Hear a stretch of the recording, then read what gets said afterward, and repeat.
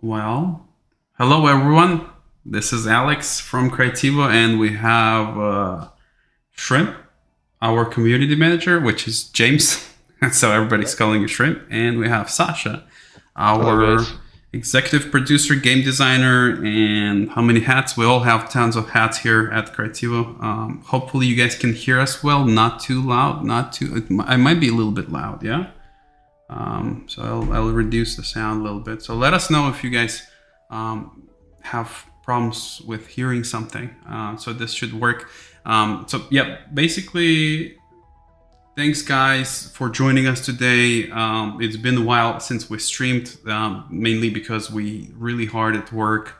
And we've been in the process of like relocating from California to Texas. It's a little bit rainy today. Hopefully, it's fine at your side. So yeah. So what we're gonna do today? We're gonna pretty much talk about what's been going on in the team. It's like what we've been working on, what you guys can expect, and we're gonna touch a little bit on our history of Universim. It's been a while, so it's like we're like what like I think like we're a decade in development now. So it's 10 years. So I'm older grandpeer. So everything changed. So we're learned so much, and hopefully, yeah, I can show you guys some few screens of what it's been, where the game started, what sparked the idea. So like overall, all our challenges and stuff that we learned. So it was a lot of fun. So and you guys been around. Some of you, not sure if anyone in chat has been with us from the day one from the Kickstarter. So like say hi in the chat, like raise your hand. Would love to know. Otherwise, yeah, it was like a journey. So I think Sasha's been with us for a very long time now, right? Sasha's like they've been like more than Oh, five yeah. 5 years. 7 years? Yeah. We have quite a few people been with us for a while. Vlada, she's our 3D lead on the project. I believe she's been with us like for like 8 years probably or 7 years. James, how long you been with us? I think like not that long, right? Not that long on the team, but I've been playing the game for quite a while. I didn't keep track. Right. Yeah. Well, let me fire up the game, guys, so that we can see. Basically, it is. So the plan for today is we're gonna start with our current build that you guys have on Steam. That some of you seen it already, and then I will show you the previous builds that we have in the past.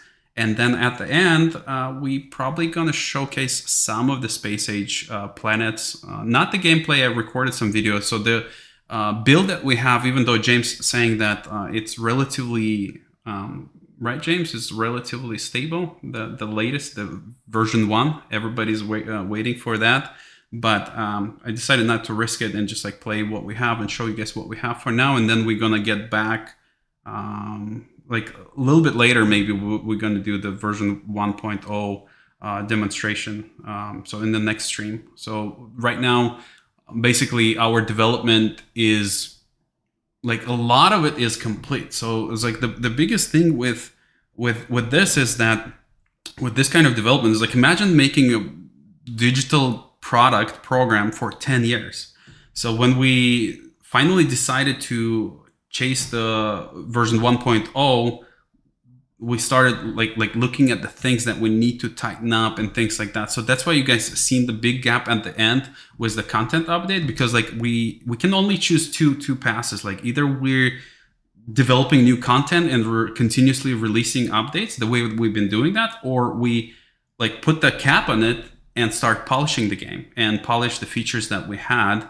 And that's exactly what we did. So except like there was no option to keep everyone happy. So we've seen a lot of people's like did they forgot about the game? Did they forgot about us? It's like, of course not. Like the Universim is our main project. It's our baby. This is like the ground zero of everything that we're doing at Creativo. And it's a passion project. So we're not developing it for 10 years because there's some kind of financial benefit in that. It's like, of course it makes money, but like, knowing what we know today as a marketing team, as a developer team, is like you kind of don't want to make your games for 10 years. You wanna launch them within a year and a half, cash out, move forward, make another game, right? Like, so with Universim, we just like, our goal was to make it all right, to deliver promises as much as we can. I believe, like, I'm not sure, of course you all have different opinions, but like, we think that we strongly over delivered of what we promised, and I think like what we're going to show today will demonstrate that as well. So there's like, again, there's like, we don't have like a strong structure of what we're going to show today. It's just like fun, relaxing conversations with you guys, so you can ask questions, we'll try to answer them, and stuff like that. Not sure if James or Sasha want to add anything to open monologue. No, I think you pretty much covered everything correctly. So there is a lot of small things here and there that we fixing up. Some things taking longer than expected. Like, for example, right now I see a lot of people asking about Narrator, and yes, he's okay. So thanks God, because as Alex mentioned previously on Discord, on Discord, there was like some issues with the person who was doing voiceovers for the game. He was in a hospital for some time, and we basically had to make a decision. Either we waiting for him and basically trying to still continue with his voice, or we have to redo everything. We did consider the AI voice, but again, it's like something that very questionable thing to do. But like, as Sasha pointed out, that the person that you hear right now, our main voiceover person, so we lost the contact with him mainly because he's in decent age, and it seems like he's been going through some health issues, and it stalled some of our progress, and kind of like broke some of our promises. So, but good news is he's in good health right now. He recovered. When we started recording back again, his voice got a little bit changed, and we had to work through that as well. So, but like, good news, like, there's a lot of new lines. Not sure if Sasha, you know exact numbers. Yeah, I think we added a little bit over 1,000 new lines, voiceover lines. Some of them just like quirky as they were and just fun. Some of them supposed to help players, to guide them, or to remind them like, hey, maybe you need to research, or your civilization is completely stalled. I gotta say, it's a really big blessing that he's back. Those lines that are being added, they're fabulous. And like, even though his voice has changed just a tad bit, you realize that, and you're gonna realize that, but it's still really superb. You still hear the narrator, and they're just awesome lines. Mm-hmm. Right. And like, some people I see that asking if like, while we were waiting on the voiceover, were we making any progress? And of course we were making any progress. We were adding new tutorials, improving localization. A bunch of localization was already sent out to localization teams who were performing localization.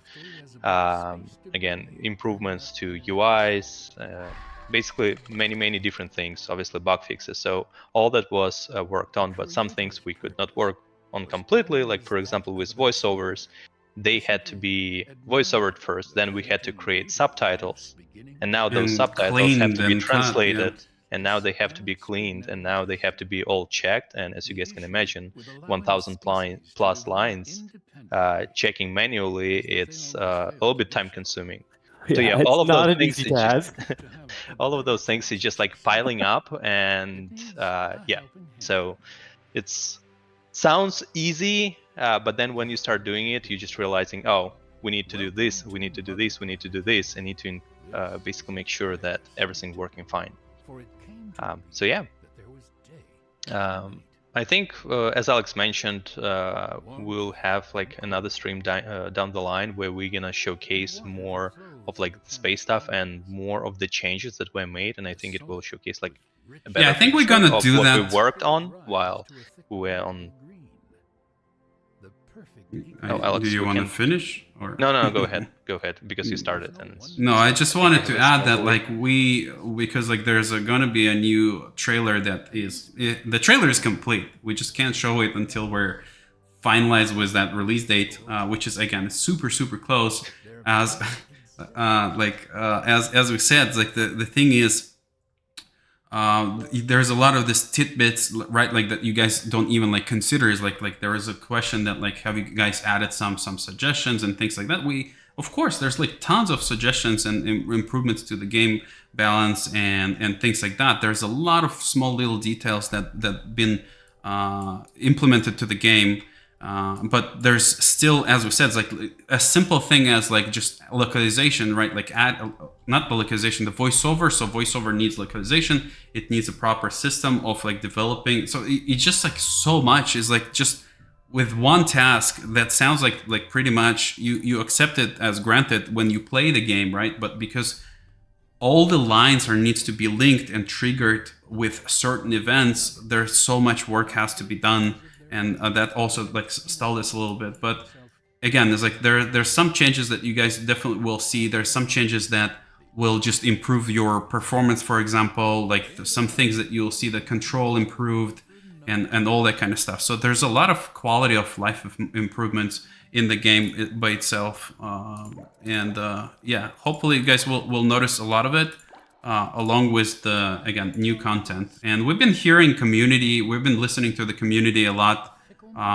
There was suggestions of like improving some modern age building, and I believe that we're doing that, right, Sash? Is like Vlad is working on. Yeah, Vlad, I mean, that's like one of the examples that we were like, okay, we're done. We're not adding any new buildings. We're not adding new things. And then we saw that some people were mentioning that they want certain buildings in modern age to be a little bit better, not that bland. So then we tasked one of our 3D artists to like, okay, so now just do them, which means now she's spending time doing that stuff, and then one of the programmers will have to quickly implement it.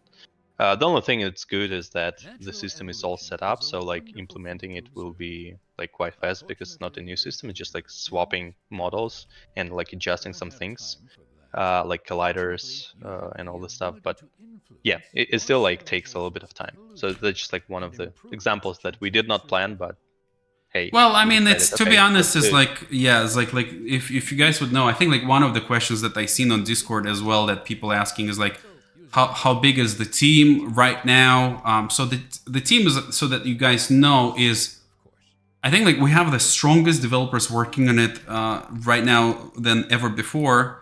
Like right now we have Marius, Slava, and Marcus, and so basically four or five developers working on it full time, and even that is like even with that many developers is like sometimes they don't have like things to do, and we're like sending somebody to polish things because like. It's kind of like, if any of you guys are familiar with game development, so usually when you develop the game on a daily basis, you kind of like create the branches for things that you work, right? Like, so we have a main branch, and that main branch is kind of like your version 1.0.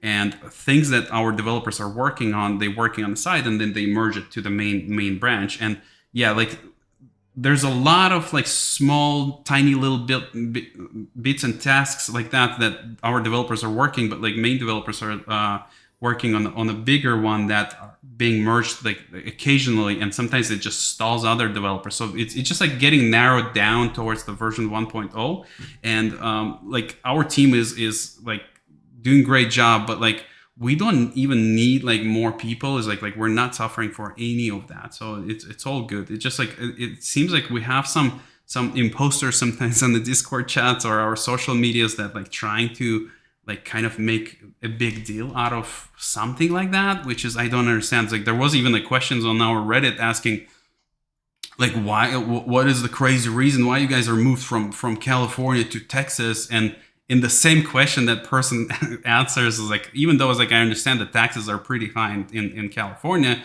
but they trying to make a controversy out of like anything we do, which is like a little bit like, first it's a little bit upsetting, but because like we're doing it with passion and we're trying to keep you guys happy, but like sometimes it's just like, yeah, we have like few guys that have just been with us for some time and been bidding us here and there, but like again, it's like we're doing our best. The goal is like to give you guys the best game that we can create, and I think like it's a lot of fun So I enjoy this, like, and I'm proud of our achievement myself for sure. I think it's definitely, it was a crazy decision, is like for indie developer with zero experience to start developing a game like Universim, because technically it's crazy. It's like, it's not like your 2D platformer. It's like competing with some of like AA great projects, and yeah, it's just like been crazy what we've been going through. It was like very challenging. Right after Kickstarter, sometimes I've been waking up at night. I was kind of thinking, like, oh whoa, we promised like such a crazy things. Like, how can we like achieve all of that? And at points it felt like it might be impossible. But I think, like, again, we didn't give up, and we continued grind through this, and hopefully again you guys will appreciate what you're gonna get at the end. I think a lot of people enjoying it already. So yeah. So again, yes, thank you for sharing all this journeys with us. But yeah, so I'm not sure. It's like I'm not paying that much attention to what I'm doing. So it's, people will be like they're gonna die soon. It's like, sure. Like, I didn't even put it like next to the water. You're just randomly clicking on this house multiple times in a row. I'm just gonna activate my dev debugs, and it's like, that's it. Look how far I build it from the water. But yeah, so there's quite a few of you guys, like the questions I see. So yeah, start dropping your questions. We'll try to answer them if you guys have something like very specific. But maybe should I switch to the older version? Let's see what it was. So there was a question, is like, how did you guys came up with the idea of the Universim? And basically that was just back in 2013, at the end of in the middle of 2013. I saw the Kickstarter. There was like few campaigns doing well, and I always kind of wanted to create things. So like before this, I had like a YouTube channel where I've been uploading some pretty grandiose blockbuster videos, and I always kind of wanted to try to like make some kind of like entertainment like videos or movies for people to enjoy. And there wasn't opportunities. Like, I was like pretty popular on YouTube. I have a channel with like over 200 or 100,000 subscribers. So I didn't upload there for a while, but yeah, I had the community that had been following me, and I kind of came up with the idea. At that point, the Plague Incorporated was a pretty popular game, you guys probably know, and I really love the idea that you can kind of like spread the virus across the globe. And I had this idea, is like, what if instead of like murdering and killing people, how about like we do the same thing but with life, right? Like, so you kind of like plant the seed and it started growing around the planet. So at first it was not necessarily was supposed to be a god game. It was just to be a planet management game, and where you manage and maintain your civilization. And later, when the community start liking what we're doing, and everybody's, oh, it's like a black and white, and it's been kind of influenced a little bit to, and became like pretty strong god game at the end, as you guys can see. So that's why it's like some of the god features we kind of had to implement after we already planned the game. So it's like we had to inject them in the game. There's like good that they fit like pretty nicely, but yeah. So I can show you guys like really what we actually showed on the Kickstarter. So let me close this. So I mean, we had a great achievement. It's achieved a lot right now in the game build, but like, of 2 people. I think right. There was like one question while you're loading up about the actual release. I think one of the things that you guys will have an ending to the game, but after that ending you can still continue playing and basically expanding your civilization, but there is going to be some parts, some story to it. So whoever was asking, sorry, it was just so many comments, so I kind of lost track of who was asking it, but there is going to be ending. Yeah, there will be a like sense of completion of the game. So there's something like, there's a story that we're not really been talking about. So the game does has a story, and you guys will have to learn about it. So we're not spoiling it. I mean, it's like nice little cherry on the top, right? Like, so it's nothing like really crazy. But at the end of the game, or towards the end of the game, when you're going to start colonizing new planets, there will be some ending to it, which is, again, you will be able to continuously play the game for as long as you want, as much as you want. It's just like we kind of going to have the completion of the story. So hope that makes sense. So yeah, let me move this. Oh, it's going to be loud, maybe. Sorry if it is. Maybe for a second or two it might be. I think for the lore we were even hinting it a little bit like through narrator phrases or through things that were happening in the world, but not much. It was very how can I resize subtle, I would say. So yeah, if you hear something strange that narrator says, it might be not that strange. Yeah, well, you'll have to put like some clues. There are going to be some clues, but like let me quickly add this display capture. No, not that. Application audio capture, game capture. Is that going to work? Yeah. It's just like it's so old that it is just not. It doesn't have like proper settings. So hopefully it's going to work. Can you guys see it? Should be able to see it. Oh, it's a little bit too big. So let me resize it real quick. Fit the screen. So yeah. So everything that you saw on the Kickstarter was done with this planet. So this was a prototype, and this is how the Universim originally looked, and this is how it looked in the trailer. So this is. So the funny thing about all of this is that with every iteration of Planet, we've been looking at things and we were like, how can we afford this many objects with real-time lighting, with shadows and things like that? And even at this stage is like, what you guys see was at that point kind of a limit. We were always kind of like, well, this is not enough trees. Like if you look at the trees, the camera is super clunky. It's like I will share this prototype build with you guys on Discord, like so you can. I can't even like control it really well, but this was the prototype. The goal was the goal was to kind of like keep turning on. The goal was to create this like look and feel for what we want, and this what was it. If you will kind of analyze our trailer and compare it, like this is exactly what you've seen. We just like put some camera movements, recorded it all, and like if anything, this kind of should show you the amount of work that was done. Is like you'll see, like you can see the difference between where we were, what was promised, and how much we delivered. It's like Nuggets already was like running around here with like very dumb AI. So there was some kind of like things that you can discover and learn a little bit about lore. It's not really related to the game, but it was like we decided to release this prototype at one point. Look at the level of details on this thing. It's pretty low. So yeah, this was our very first prototype, as you can see. There should be some crashed UFO that you guys seen on the trailer as well. Yeah. Look at the stones. It's like 5 triangles. Still been suffering with a little bit of performance. Well, this happens like what 10 years ago. Keep in mind, it was like not sure what NVIDIA video card we had. Like probably 10. No, maybe not even 1080. I think maybe 1080. Maybe probably not. So I'm not sure. But yeah, you can see the sound is like just keep kicking in. Like yeah. Here's your modern medieval, or not modern, the medieval era, with the farm and little rabbits running around. So it's very rudimentary stuff.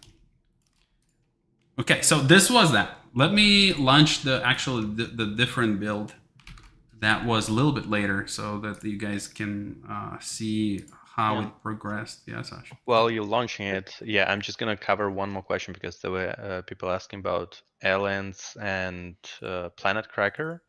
So I'll just share a little bit more information because as we're waiting on like some of the things for subtitles and all the stuff that is being added, we decided to expand a little bit the planet tracker, and you will be able to control it to the extent to crack the planets. It won't be like something extremely crazy, but it's going to be something, at least we think that it's going to be very useful.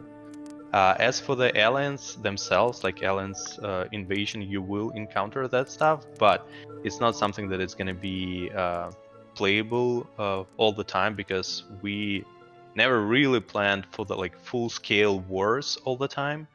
And even like with addition of tanks and helicopters and all that stuff, that's something that was suggested by the community, that a lot of people wanted to see and try it out and have a combat. But we also saw from the opposite side that a lot of people didn't want to have that stuff.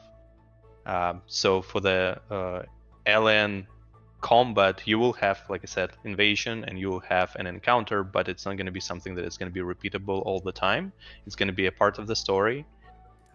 So yeah, that's just to cover. Well, to add to that, really is like we had some plans to add little more stuff, and then the community started, like, again, the stuff that we never promised, right? Like, so there's Universim is full of things that like was never promised. We always work with community, and we always love seeing you guys enjoying it.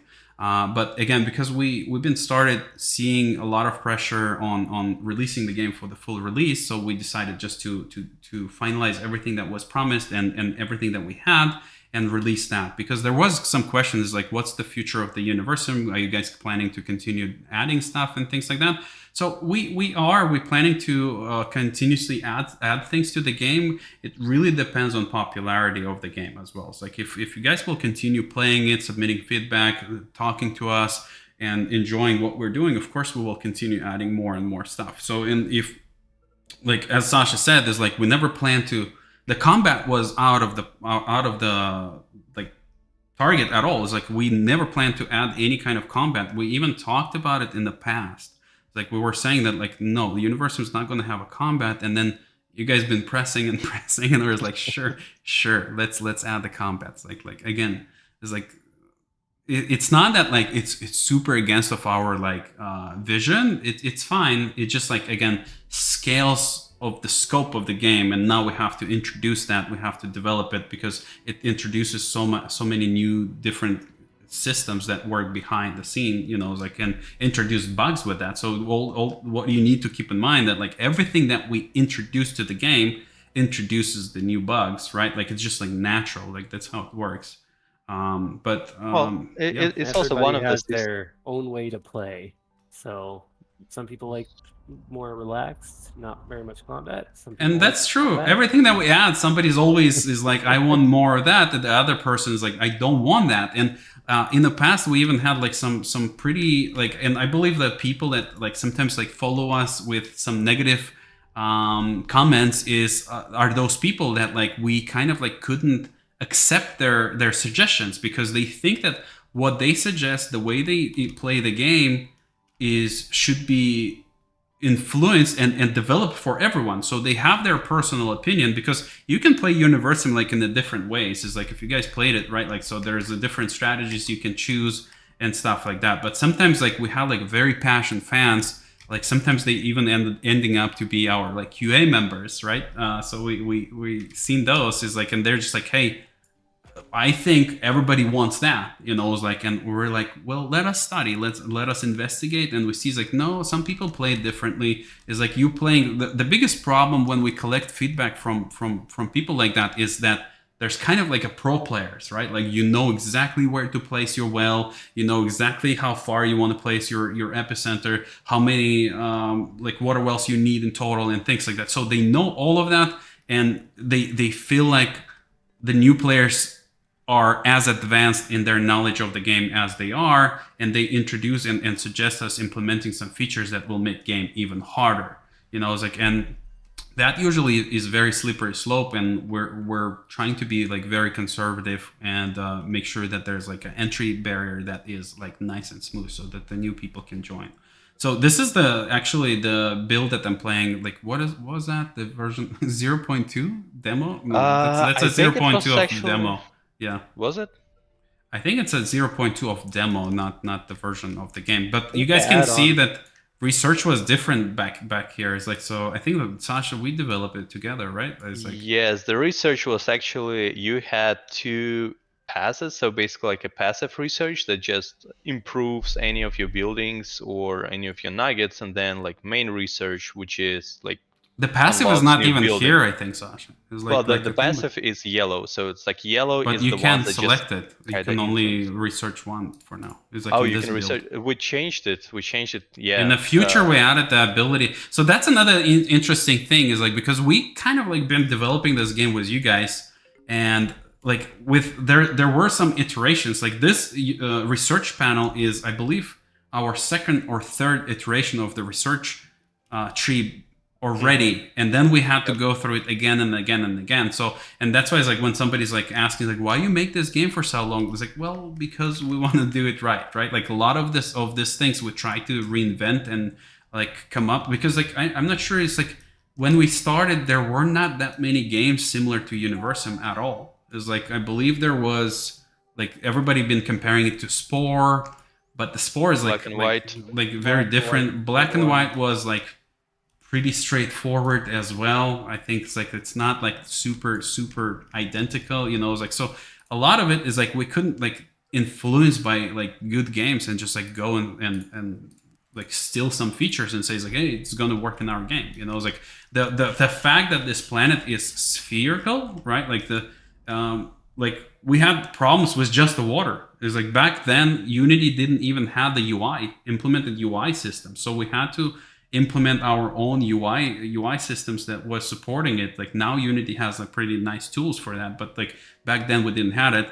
The water, when we started implementing, like we wanted like nice shader, and it's like there was a problem with it that there in our game there's no Y axis, right? Like, so there's no up in our game. So when you work with a shader, like you usually want to tell shader that this is up, this is down, this is how water is going to look down and up and things like that. So a lot of this is not a big problem like nowadays, but back then we had like a lot of troubles like implementing camera, that it always, like, you guys don't think about it when you play, but like when you fly, your camera always stays like straight, and like there's no way for you to like tilt it like upside down or something like that. So it's all was taking so much time. Like we had to like really invent all of this, you know. It's like, so there were no tools like the way we have them now. And if we ever like make the Universim 2, I guarantee you, so we're not planning to make the Universim 2. I'm like, because I've been talking about it like in the past, it's just like as a joke, like we're usually saying it. But if we ever decide to make the Universim 2, it's going to be a completely different game, because like we're so much more efficient right now. We have so much knowledge. I always call it like we have tons of blisters on our ass. So we burn ourselves with a lot of things so many times, and that we know how to avoid a lot of it and how to improve it. Just the facts that like every nugget, every single person in the game have this many stats that ticking all the time. And that's why it's like sometimes you guys are asking is like, give us more nuggets, but because they are so detailed, they have so many stats, is like, technically we can give you as many as you want. The problem is like your system will not be able to handle it. There's a lot of ticks, a lot of calculations, path findings, you know. So they're not just like dumb AI like you have in city builders that like just there for cosmetics.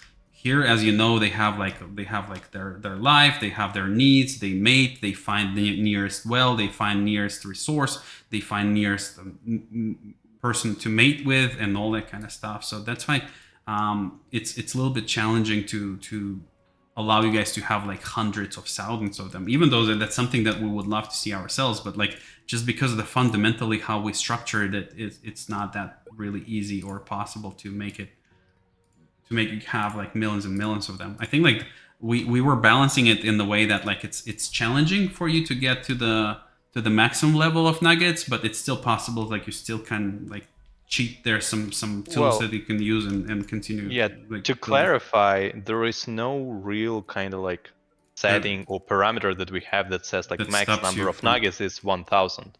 So it's basically done through a very kind of complex formula that calculates in a way like how many nuggets. So for example, your 2 nuggets can have that many children, and with each additional children, the chance of them mating once again gets a little bit lower.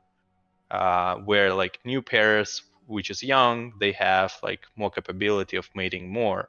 So naturally, you're getting to that threshold where it's like the amount of nuggets that are dying being substituted by the amount of nuggets that are being born, and it becomes that equilibrium where it doesn't go up or down. But technically, with using tools, let's say like Clone Center or actual forcing nuggets through mating, like Cupidon God Power, you can like exceed the threshold, and it's gonna be higher than, let's say, like your average one. So it's just a matter of like utilizing the tools, and you can get higher. But naturally, we try to balance it in a way that it's not gonna be extremely bad on your performance, though each iteration with our game we're trying to improve the performance over and over and over again, and especially with like all the new tools that are coming out and all that stuff, we're trying to utilize them as much as possible, if it is possible by our system, to improve the performance. Yeah, and I've also tested that. Like, you can definitely get over that threshold, but it does play an impact on performance in the game if you go over that threshold.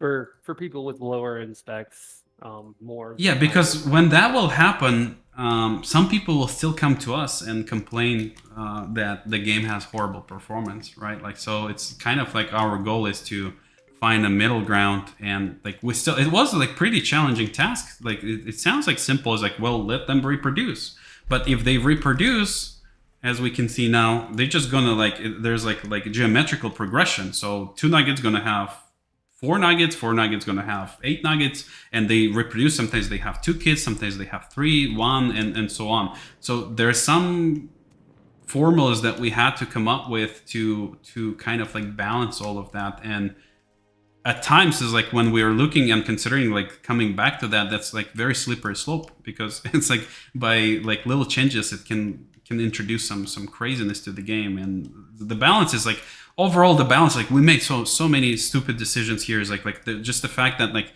everything is it's in a way it's stupid decision for game for the game designer, not for you guys. It's like I still think that like super cool that everything is breathing, everything is moving, everything has its own statistics, but it made it so hard for us to balance because everything has like different distances, different needs. There's like a lot of different needs. Is like, and when as a game designer you balance something like this, you kind of want to know how much time it takes for one person to reach another building, right? Like, so the distance, because like when we're balancing like electricity or water needs, is like you kind of want to understand how fast your AI delivering resources. And because we have so many different parameters, they always intervene and derail nuggets, and that is really, really hard to balance. It's like it's really hard.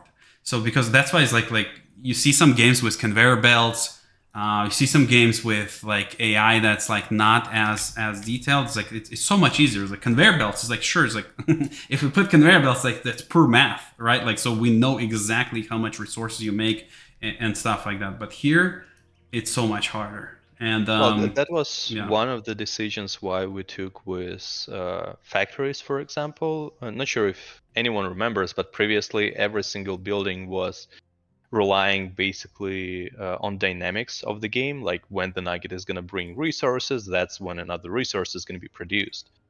But then we realized that it's just like not possible to balance it in any way, because nugget might want to go and mate, nugget might want to go and eat, drink, and do a bunch of other things, and it means that your building will never receive those resources for it. So that's why we're like, okay, so our factories actually have to be computable. We have to calculate how much resources we can generate and how much the output is going to be. So that's why we decided to tweak factories, and like new factories were introduced where you basically have to have a nugget for it to work, but then it's going to produce X amount of resources based on like how many nuggets assigned to the building. So we can actually do some proper work on it.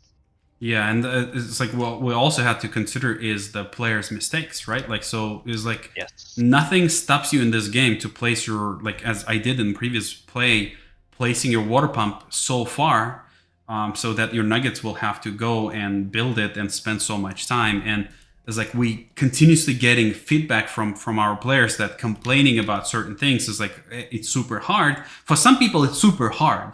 For others, it's super easy. So and it's like usually the guys who saying that it's super easy, those are the guys that have been with us for a while. They know exactly how the game works, and it's like sometimes we just have to like come up with some creative solutions. And Sasha had a good one with a well where we like had to tell the players that like you're not efficient with well. So if you like kind of in other games, because they're mathematical, right? They're not like really organic or natural the way we designed the Universim is. So you can place those wells in the line, and mathematically your city is just getting plus 20 of water every time you place them. But in our game, because there's a distance that Nuggets has to travel, so now we have kind of like to influence players not to build wells all in the same spot.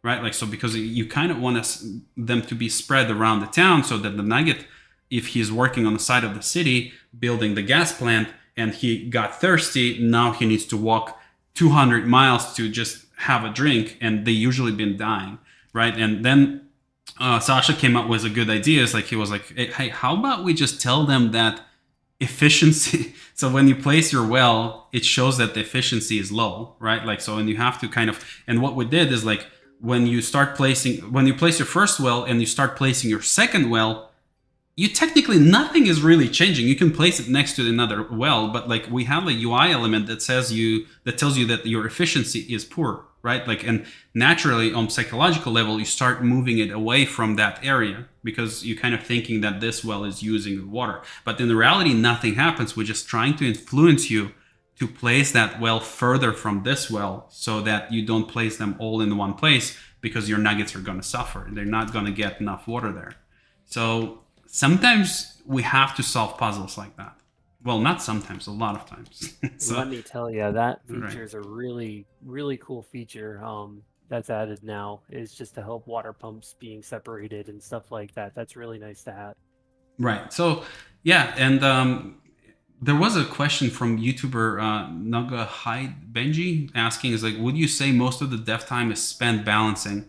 No, not really. I would say it's like it's kind of like divided by like, I would say it's like 30%, 20%. It's like it depends. It's like, of course we have to develop things. So the people who balancing things are usually different from the people who implementing stuff.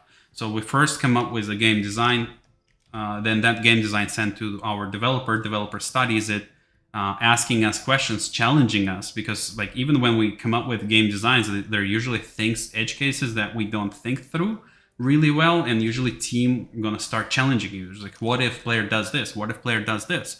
And then we solve those problems, and then it goes to the developer implements it with some random values usually. So like usually things are either ugly or too fast, too slow, then the game designer needs to take it back, balance it, compare it, then it goes to James, for example. It's still not in good state. They probably will complain about it too.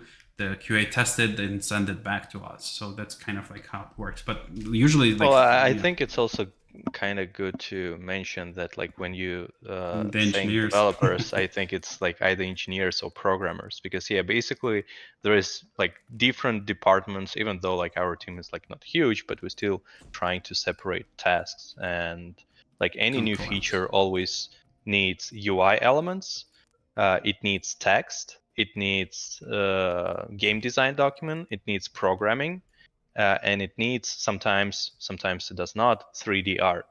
So, and that's basically our pipeline, is where the game designer who is designing the feature produces the document and basically some kind of documentation for programmers to work on or rely on. And as Alex mentioned, they studying it and they checking, hey, so we might have issues here, this might not work, this will work, but it's going to take us months of work to do, and cetera, and cetera. And that's where like the decision then is being, hey, do we need to adjust it? Do we need to change it completely?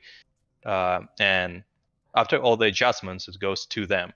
While they're working, UI might be worked on and 3D art might be worked on, and then it being given to programmers who is implementing all that stuff. After all of it is done, the game designer goes in and checks if everything is working correctly to what he envisioned. And if it does, then it goes to QA. If it's not, then everything is being reiterated, reworked, and then goes back to QA.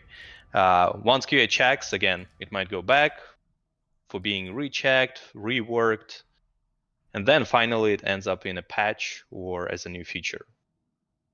Sometimes there is like obviously some balancing issue where, because again, there is a limited amount of people who is testing, and when we're releasing each patch, there's like thousands of people who are playing.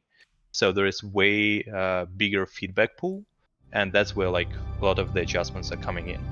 And I know there was one question about the crime and happiness system. So we did some balancing tweaks for the crime system. The actual system did not change that much. We were considering changing it at some point, but we realized that it's like if we'll just start doing it, we'll have to redo like a lot. And we want to see if like our balancing changes is going to actually affect it and be God game Gosh, it might be a bit too loud right now because I launched the Mother Planet demo that we had. And there's no like a sound control here, I think. So this is the version that like is before of what I've been playing just now. Like this is like our like very early Mother Planet demo. This is the Mother Planet. Is the one where you control them with the sliders? No, it's just a demo. Like she's talking about stuff. Designed by our team. It's like technical demo. To the world you're Maybe let's listen to it. It's like let her talk. Otherwise, it's going to be a mess. I don't think we can hear it. No, unless actually no. Maybe I'm wrong. Sorry. Yeah, they should be able to hear it. So basically, yeah, we made this to demonstrate our first ever planet. So we were so proud of it that we made technical demo for it. This is where life begins for all of the creatures you will soon get to know, and this is where much of the alpha will take place. From herbivores to carnivores, everything has their purpose in this fragile ecosystem. Some you can hunt for food, others will hunt you. This is right after that. The ugly planet or the Kickstarter planet, like it still looks similar as you can see. To guide them on this vast evolutionary journey. I think it's really cool to see how the whole game with the help of our in-game engine, Prometheus, dynamic weather and environmental conditions will be simulated on your planets. Warm summers and cold winters will change the look of your planet and affect your civilization's surroundings. Yeah. At times, it can become a struggle for survival. As this was a limit back then for our performance too. Can ensure their survival, and it may not be as easy this many trees. Then we'd like quadruple it. It was like every planet you encounter in the game will be procedurally generated, also thanks to Prometheus, which ensures that they are always unique and dynamic. Some will even contain stunning alien plants and wildlife. Every star in the sky is an unknown world brimming with mystery and adventure.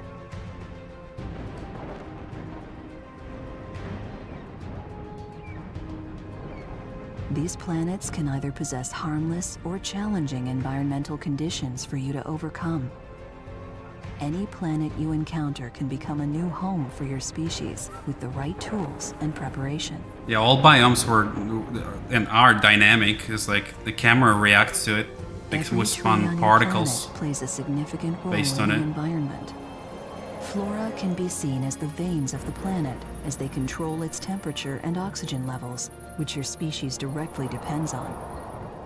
Try to maintain the perfect balance between the expansion of your civilization and preservation of the natural world. It's not scripted. It's the camera movements is scripted, but Planet is procedural still. So it's still procedurally generated. We are starting with the Stone Age as the primary era in which you can play. But as time flows, new possibilities, eras, and abilities will be added by our team as we go. Indigo, hate her voice. Very first build, I think she sounds good. Have the ability to provide feedback and help change the game for the better.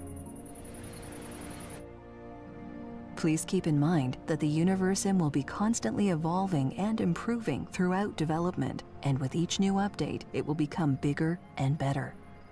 We hope you enjoyed this quick and simple technical preview, and that you will have endless hours of fun when the pre-alpha launches.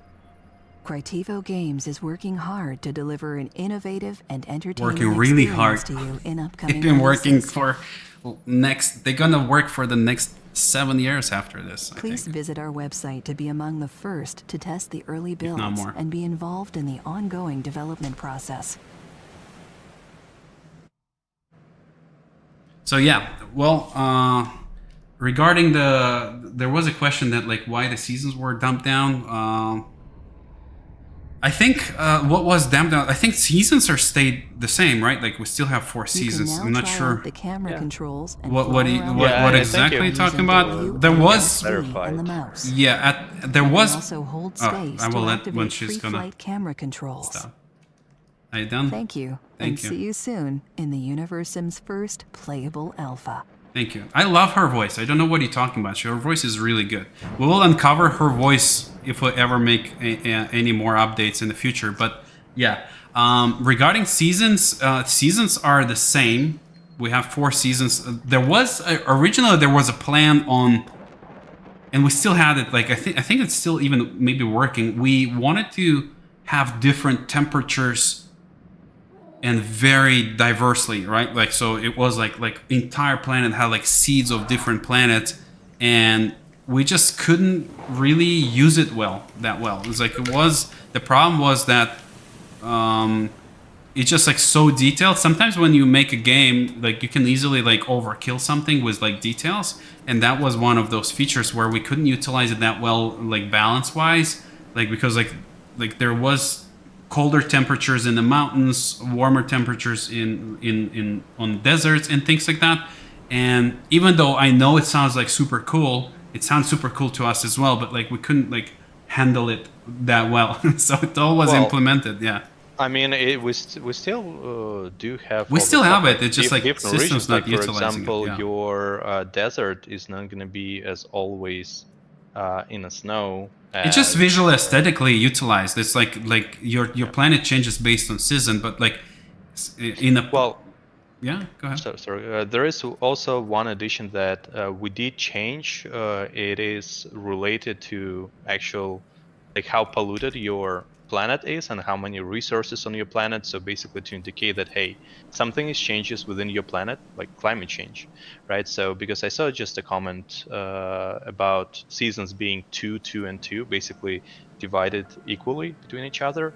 But as you start progressing forward in modern age, as you start basically building more factories, polluting I believe it's going to affect it, yeah. It's going to affect the length of your season. You're going to have a climate change, like in the real world. You might get, longer winter or longer summer. Your temperatures are going to change, and with the change of temperatures, that's going to affect as well.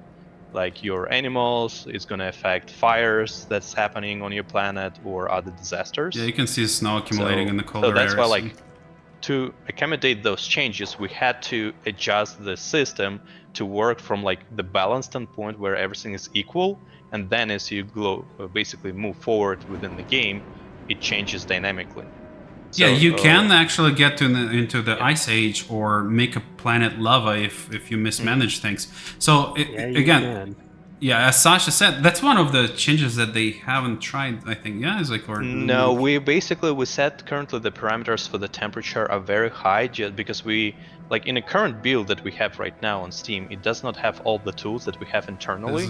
Funny Easter egg. Look, we had to kind of put a hard cap that it's extremely hard to achieve to make your planet like lava planet or kill everything on your planet with the season change, just because again we were not giving you all the tools to combat that, and we didn't want to make it feel unfair, where it's like, oh, I did something that like was supposed the game allowed me to do it, and now I screwed up.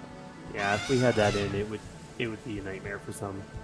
Yeah, at the beginning, I think it's like there was even like consideration and meetings about like what season you should start your game in. It's like, should it be spring? Should it be summer? It's like then we start, like, as you guys know, we've been hearing a lot of like hate towards our winters, that the winter is too long, winter is too wide, winter is too this. So it's all like crazy amount of stuff that we have to manage. Yeah, but the best thing is, yeah, farting mammoth is for sure from this demo. You can't do much, fly around, and you can make the mammoth fart. That's what it is.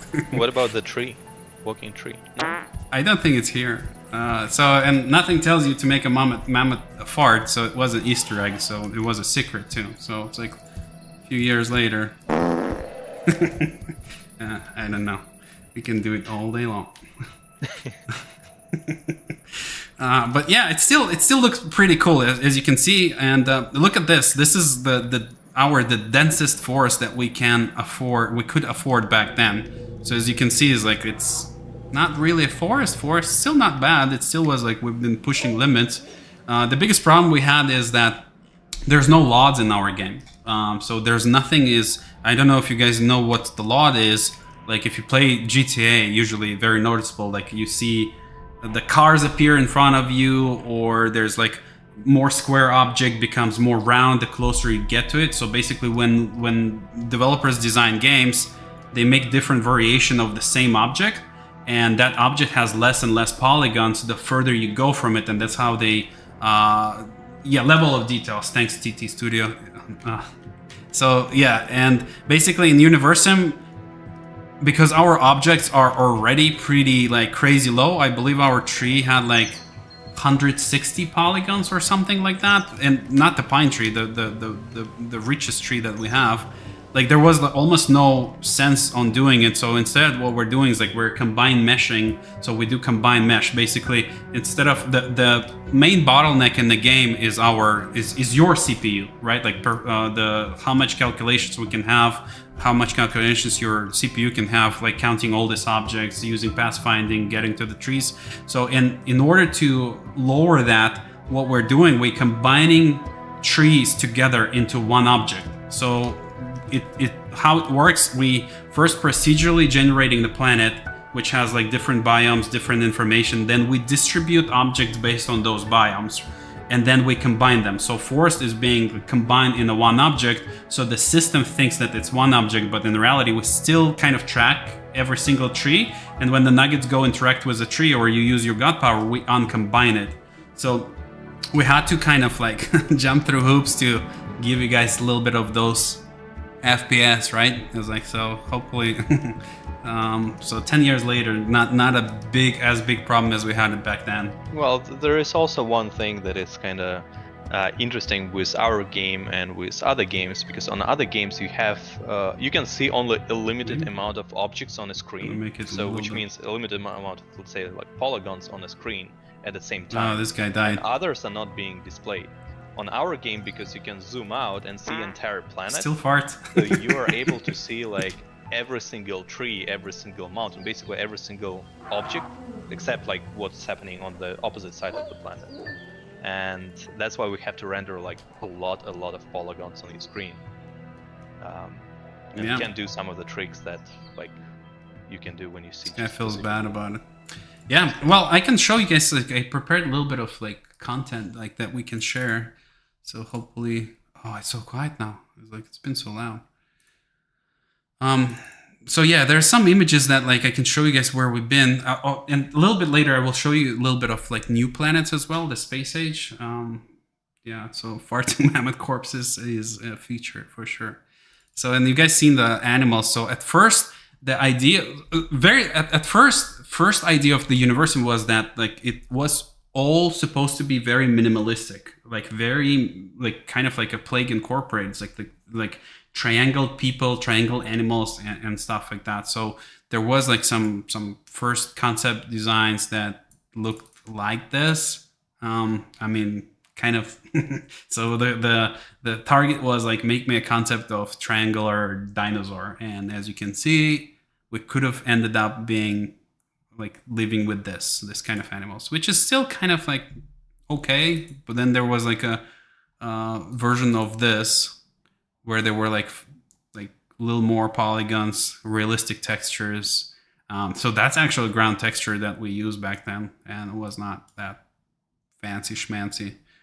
So I believe the mammoths have like this gliding feet, and so okay. But then yeah, we had another iteration, which was a little bit more detailed, a little bit more stylized. So it started looking like okayish, nice, like interesting. And then this was our latest one, the one that you guys have in the game right now, which is, I believe, much better and much nicer. So yeah, this is the current wolf. Again, what you guys need to keep in mind is like we kind of like grew with this game. It was like we've been studying. This is our like game development college or whatever. It's like we have 10 years of experience of making games now. It's like but we started with zero. We came to on the market with this game where it's like I had no idea how you game design. It was like I was always working in entertainment. I was working with a lot of advertising companies, medias. Like we work with some big brands like Sony, GE, Siemens, some hotels in Las Vegas. I've been doing a lot of Photoshop. So I'm kind of like creative and art directing all of that. So I have a feel and taste for that. And so yeah, later it's like, again, been making mistakes and stuff, and we learn it with you guys as you guys been guiding us. So this is some of the earliest concepts for the Stone Age huts. So there was some more immersed idea of like immersing stone huts into the ground, a little bit more kind of like a hobbit houses. So as you can see, is like they were a little bit more green. Were supposed to be more green, but this is not like even first. I think if I look at it, was the first one. So this is again what we saw on a Kickstarter. As you can see, it's like look at the baskets of what, like 7 polygons or something. It was like, I don't know, it was like probably 12. But yeah, this was the level of details that we've been kind of aiming for. And then as we saw that like everybody's liking it, everybody's enjoying what we're doing, which is like, yeah, let's do more, let's add more, let's create more, let's make better models, and let's redo it. The biggest enemy in the game development for any developers is excitement, right? Like, so that's why bigger companies are so much more efficient than indies. Like we have a luxury of redoing things. Is like we do things with community, we get too excited and we're just like, let's redo it, let's make it better.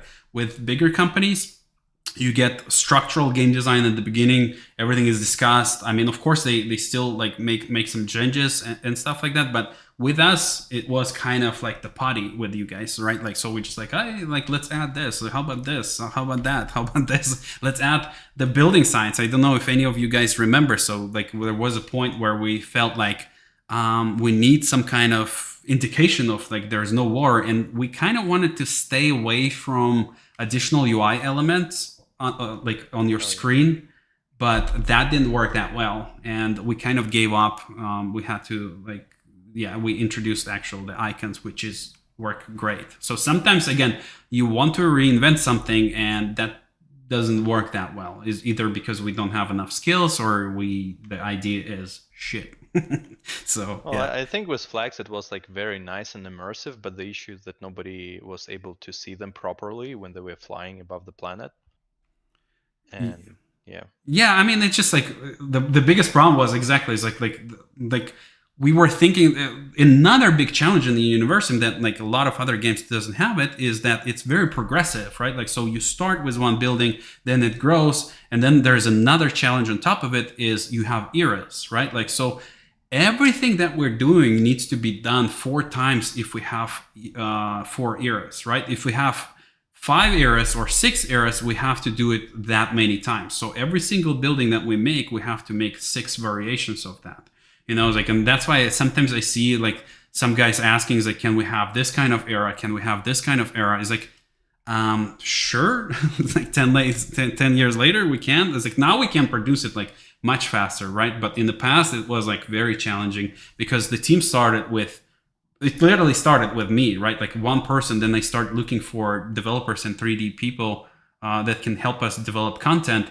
And when you have no experience, you just go to them and they're just like, yeah, I can do this. Is like sounds reasonable, sounds like something that we can do. Like it's super easy, like procedurally generated planets with 30 sound elements on it, like rendered all in the real time with real time lighting. Like, sure. And then it's like 6 months later, it's like we sitting with the hairs pulled out. It's like it's not working. It's like we can't achieve what we want to achieve. that person getting demotivated, for example, leaves the company, or we no longer work with them, new person comes to on board, and boarding process for the Universim is extremely hard. Is like because there's so many people been working on the game. Every new developer that comes to help us, he has to spend at least like 2 months on just understanding the systems, understanding all the mess that we developed. It's all over the places because we had like different people. So it's kind of like you know, it's like you're trying to get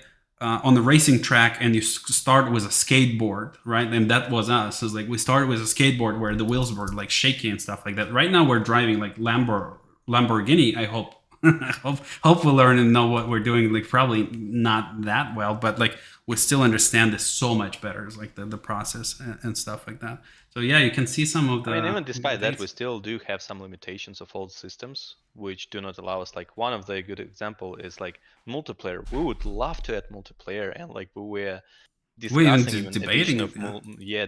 I have it here. It was just like based on discussion with all of our programmers, it would take us so long because we have to rewrite the entire basically system from scratch. Because the current system just does not allow it because it was written. Look at the first ever UI. So look at that UI panel. Isn't that the same way with roads when we can't like change the road system too much because that's was something that was harder to change? Well, it was yes. It's like it was like again because we went for like. We have a vision, right? Like we want to do something, and the vision was like we want an organic world where you interact with things kind of like minimum, and then we had very passionate fans that start saying, well, I want to do it, well, I want to build it, and we're like sure, like that's the road things, right? Like so the idea was from the beginning is to implement roads that Nuggets build them, they appear themselves and all that kind of stuff. And then as soon as you guys start getting it, we start seeing more and more that like, hey, I want to build a road. But the biggest challenge is that the infrastructure for all of this is crazy. Is like the pathfinding, the things like it just, again, I'm just getting tired just talking about this. It's like, it just like, again, there's so many puzzles to solve just to add, like, it sounds simple. It's like, well, Sims does it. Well, sure. But like, it's kind of like, introducing building construction in like kind of like Formula 1 racing game, you know, like, so we didn't plan. If we would plan it from the beginning, sure, that will be easy. But like when we're in the middle of it, then everybody's also is pressing us that we want like version 1.0 is not because, again, they're not enjoying it just because they want to have a fact. I'm start like raging about it. But like, again, it's like, it's all like, based on time and how much we want to wait, how much we want, like, we're not talking about investments. It's like, we're not worried about like spending money on this because like we enjoy it. It's like we mostly like what's pressing us is the pressure that like sometimes fans create, you know, it's like that, like, hey, like there was this fun building like because we wanted, like, remember Sasha, we were talking about like there was supposed to be we want you to generate some God points, and we're considering like how can we allow you to trade your nuggets kind of your premium currency, and how can we convert it to the God points? And we came up with the idea of sacrificing nuggets. So you sacrifice it, still implemented like with a grinder, but like with this system is like the nuggets were supposed to climb the tower and jump. No. Jump down. It looks so much like an Assassin's Creed reference. Right. So yeah, there was that. But there was like problem was like the same thing here is like they having fun. The problem was like controlling. So because like we want to give you control, it's like how many nuggets you sacrifice, and we ended up giving you the nugget grinder, which is still pretty brutal, but like you still can control that, you know. So this is buildings, animals, and here's the nuggets. Like the first nuggets were very ugly. Is like the idea of like making the nuggets came from the toilet signs. So we really, I believe we were like at Chick-fil-A or something, and we were talking about like, hey, I mean, we're very limited on our resources in a way, like performance-wise and things like that. How can we make like creatures that are pretty simple and at the same time is like recognizable, because like it's very like you need to understand this is male, this is female. And then we were like sitting and I was like looking at the door of the toilet and I was like, bingo, it's like yeah, it's here you go, the nuggets are toilet signs. And we kind of expanded. I don't know if any of you guys came across of this little Easter egg. This guy's appearing in the game. So yeah, and they ended up being like pretty nice. Like give us a little bit of like troubles on like kind of like you can't create any kind of merchandise with this. Is like we've been going on some like trade shows and stuff like that. Would have been nice to have a nugget, but everything is floats. It's like, and there was some like when we start moving to the modern age, we were thinking about how can we introduce cars. And we wanted like every nugget to introduce to have a car or something, and we were considering doing some morphing, and then at some point we kind of technically was not looking nice and was not like really good ideas. Like so now we just have like arcade effect, like oops, like become the car and travel. So this is very very first concepts of the nugget toilet signs, as you can see. So we were like kind of exploring the idea of like how does the crowds are going to look, like different jobs and things like that. So, yeah. And yeah, now they look like that. Zombies. I don't know. Is like, do we have zombies? I think we do, right? Like, was it Halloween edition? No, we do. Yeah, this is like nice card. So it works really well. I think like it's a pretty nice design. But if we in Universim 2, maybe we should get to a little bit more detailed stuff. So this is what we've been talking about, like this, like kind of like thinking about. Not sure if you guys find your favorite version. It's like give us the number. Maybe we still have time to implement that. Not sure. But yeah, some people are asking about like specific settings, like for exiles to be big, small, large, or like some other settings.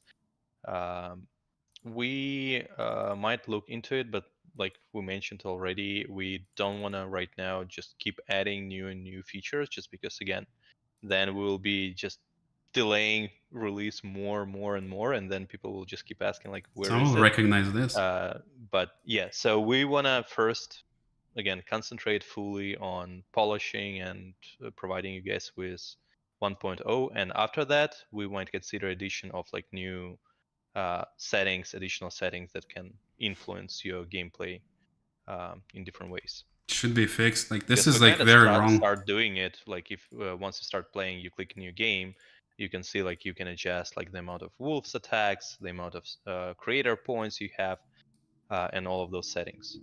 So that just gonna be expanded, that system. Yeah, fixed. So yeah, at one point we had an idea of like introducing heroes to the game, like kind of like in Civilization game you have those like what are they called? I don't remember, like hero people. But like yeah, it was like a little bit controversial because we were considering adding Kim Jong-un as a rocket inventor. Then there was like Donald Trump as a wall inventor, so those heroes unlock you something in the game. And so the Donald Trump was supposed to unlock the walls. Kim Jong-un supposed to unlock some like nuclear rockets, and I think Elon Musk rockets and things like that. So I think that was one of the most popular blogs, mainly because there was so much controversial. Because it was controversial, and people in comments start fighting about like, why would you give them a space? It's like a nugget, the Trump and things like that. And we're like, well, we backed up. Sorry. Sorry for the ones like I've been getting some hate messages that why do you listen to the mob? We should like stick to what he's doing. It's like it's my president and things like that. So it was fun. But yes, there was like a consideration of like adding like different shapes for nuggets as well. As you can see, normal, thin, fat, tall. So never explored that well. Some basic stuff. Yeah, and yeah, this is something that we've seen with you guys. Is like this is a level of detail so far. Kickstarter Planet.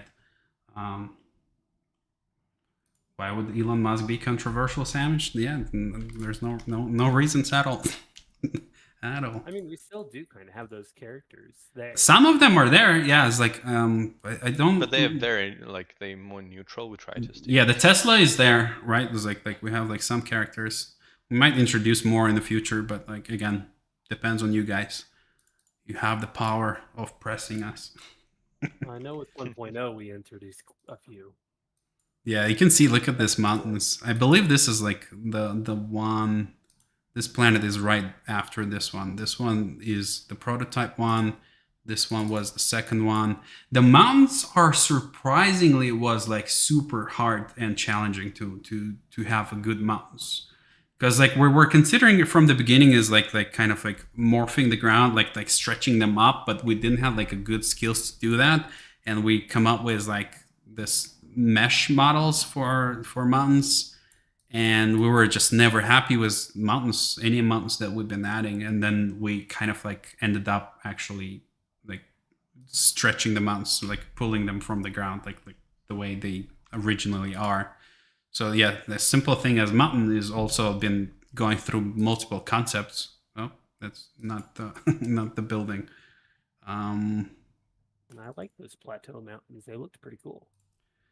That's the thing is like that's the biggest problem was like you know, it's like don't change it if it works, like they usually say that is like with a lot of like modern age gaming, right? Like that's why you guys still have like Rainbow Six Siege. You don't have Rainbow Six Siege 2. That's why you don't have like, well, Counter-Strike 2 was kind of a good example of bad example that you start changing things.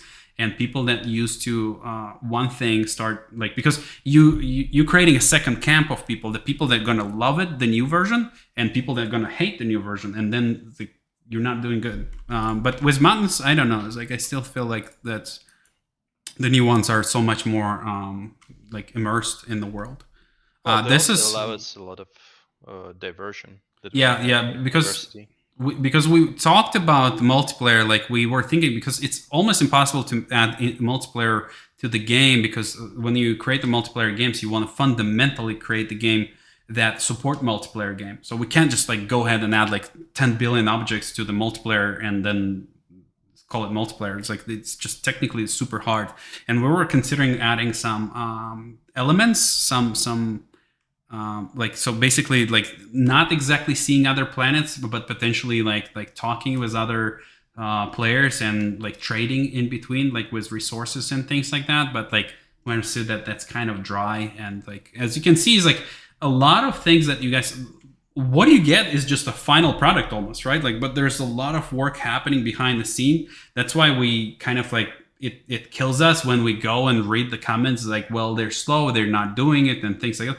Just because you don't see it doesn't mean we're not working really hard or with less love and things like that. So there's a lot of things as being, it's like, imagine like everything needs a concept, everything needs game design, and all that needs to be discussed and reviewed. And that has like tons of iteration going back and forth, so much stress. It's like, I don't know. It's like there was so many, like I seen so many people, like we had like great developers with a great knowledge. We had kind of asshole-ish developers that like come to the project, they kind of like, hey, I know a lot, and then it's because he's very egoistic, it's so hard to like explain them that like they consider you like hey, you don't know things. Sure I don't, right? Like, so because like we're relatively new, but like this is not the way it's gonna work if you just like think that like everybody's know nothing and you know everything. So it's just like different kind of people. And then we have like the greatest people in the world. Like I believe like our team is like asshole free right now. Is like that should be our slogan. So yeah, it's we usually like we don't chase very experienced people because again our budgets, but we're chased for like passion people. It's like people that like love what we're doing, and because a lot of times even like with some of like if you guys seen it's like there's a Farm Folks project, like there's some artists joining there. It's like they come in, it's like, hey, I don't have experience. Is like yeah, show us what you can. And sometimes they show what they can. They actually like super good. Like you can see the talent. It's just like they don't have experience, and like the big companies are not going to hire them, and we gladly will work with them. You know. So yeah, this is like some more examples of the mountains that we were kind of thinking. one of the earliest builds. Yeah. Sorry if I'm missing some of your questions, guys. How do you poop if you're asshole free? Well, we don't poop. We don't poop at all. No time for pooping. Right? It's like, who do you think we are? Pooping is for dirty people. Yeah, like look at this. It's like tree. This is a model of the tree with 90 triangles. Our 3D modelers had like crazy challenges. They were like, go make us a tree. It's like, what is our polygon budget? It's like 100,000? No, 100 polygons. Come back with a tree that has like leaves and stuff like that. And yeah, this is the screens of the second iteration of the planet. So the level of detail, so you can see the stones are very squarish. This was like an alien planet that we showed. This was like a teaser of alien planet that we showed on a Kickstarter. Like, I hope you guys are going to be happy with this kind of level of details that we have on space right now. This is current exile. Don't you like it? It's like, I don't know. It's like, yeah, so all that is that. One interesting thing, and I will regret showing it to you probably, and like kind of already influencing you, is like, but we were considering adding like Planet Creator at the beginning of the game or potentially like later. So, and it was like kind of like structured in the way in the first day you create the shape of the planet, like what type of the planet it is. Then you have different parameters that you can input. Like technically we can have it, like we can release something to you later, but not V1. It's like for sure. It's like shut up. It's like adding plus 4 months of development.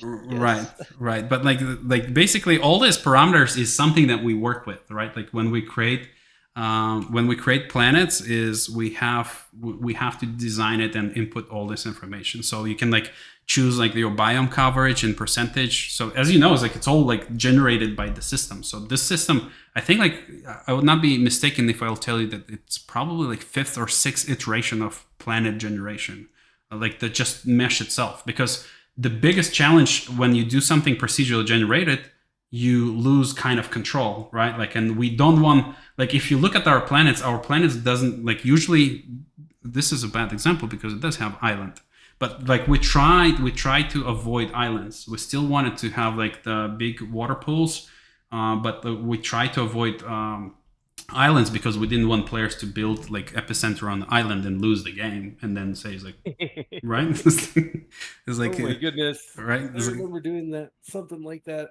in one of my tests where he just couldn't do anything.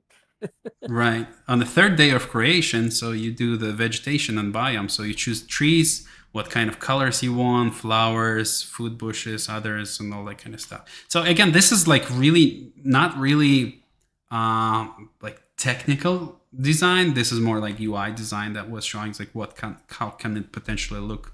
Like you can change like length of the day, length of the year, and all that kind of stuff. But that's technical, like what right now we have to do in order to create one planet.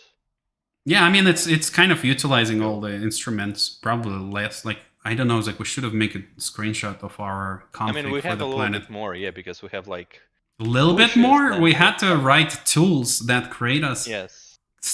That creates us all the configs for the planet to save us time. So there's a planet.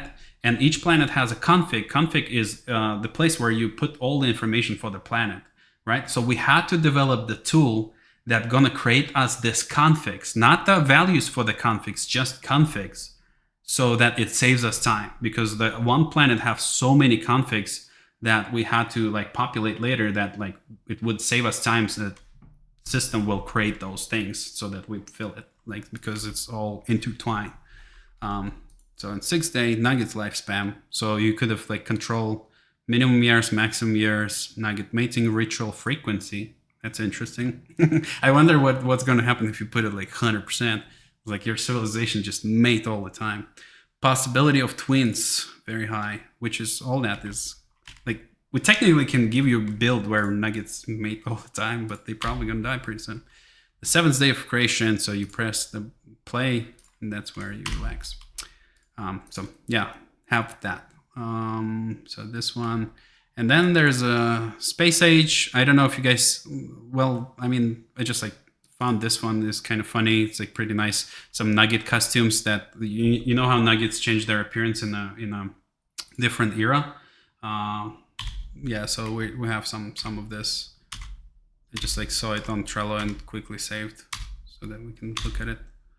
Doctor, are they delivering some heart transplant or something? Looks super nice in game. I like this guy is like freaking firefighter. It's like, is that the firefighter or Darth Vader? It's like, no. Yeah. This is the Judge Dredd. Hunter space. Police space. Priest stays the same. Like priests are always like very conservative. It's like they're always going to be the same. And the flags again. Oh, don't know if we want to show any of that. That's like exile. Do we have that or no? What? Sorry. Yeah. The exile stuff. Yep. Yeah, we have alien exiles. So like Yeah, on your planet, mother planet, you're gonna have like your regular nuggets, but on other alien planets, your exiles are gonna be like alien-looking exiles. So yeah, they're not gonna be your regular nuggets. Yeah, there's a little bit of like UI evolution. I will show UI and then we can switch to show you guys a little bit of like alien planets. Don't know. I believe we're working on the space tank or the alien tanks and alien choppers. Oh, there was, yeah, I didn't save them. I don't know if you want to drop me, I can show them.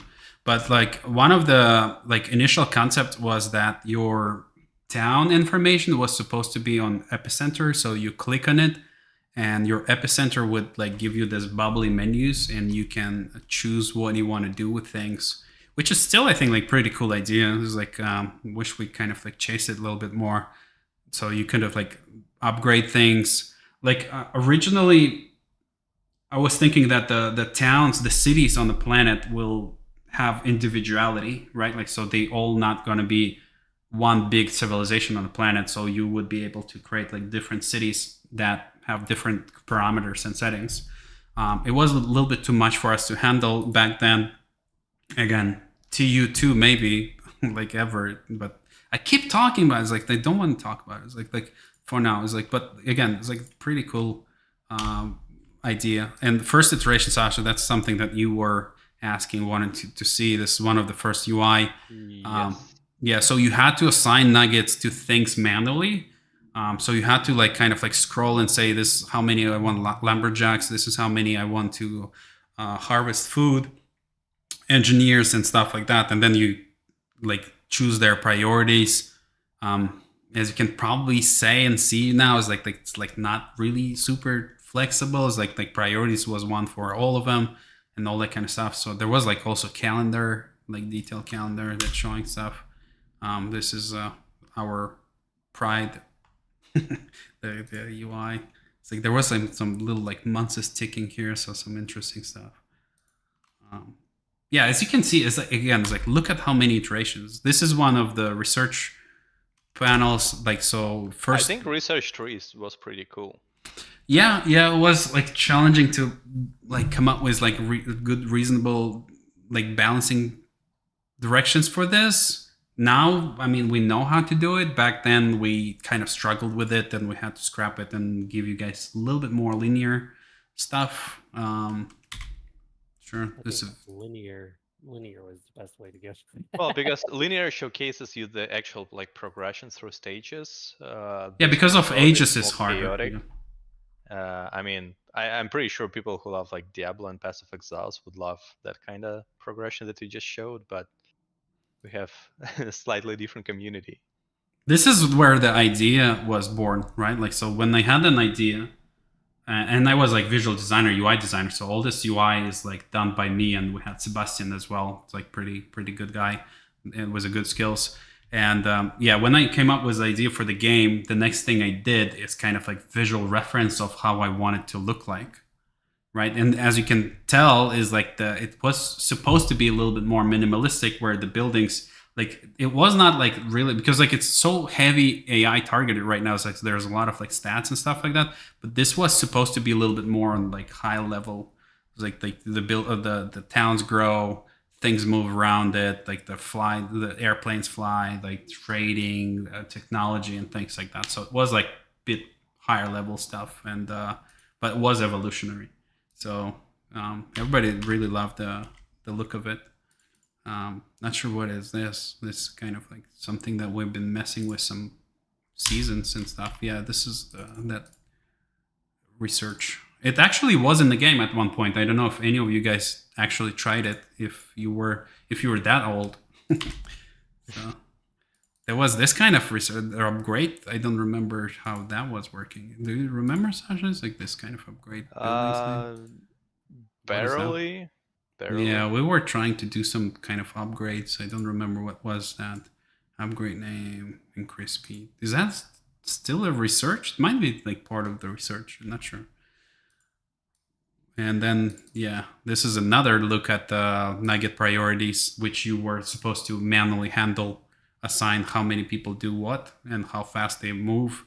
As you can see, if you make them work harder, they become a little bit unhappier, they eat more, and they getting stamina reduced or recovered slower and things like that.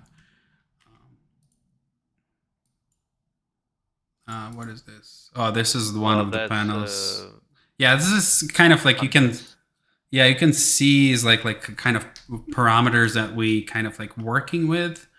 We have things like pre-mating conversations that needs to be balanced. Like you have a mating, right? Like Nugget leave, then we tell Nugget is with this frequency you need to mate, and then because we want it look nice, so he needs to go find his mate, and then there's like some conversations happening.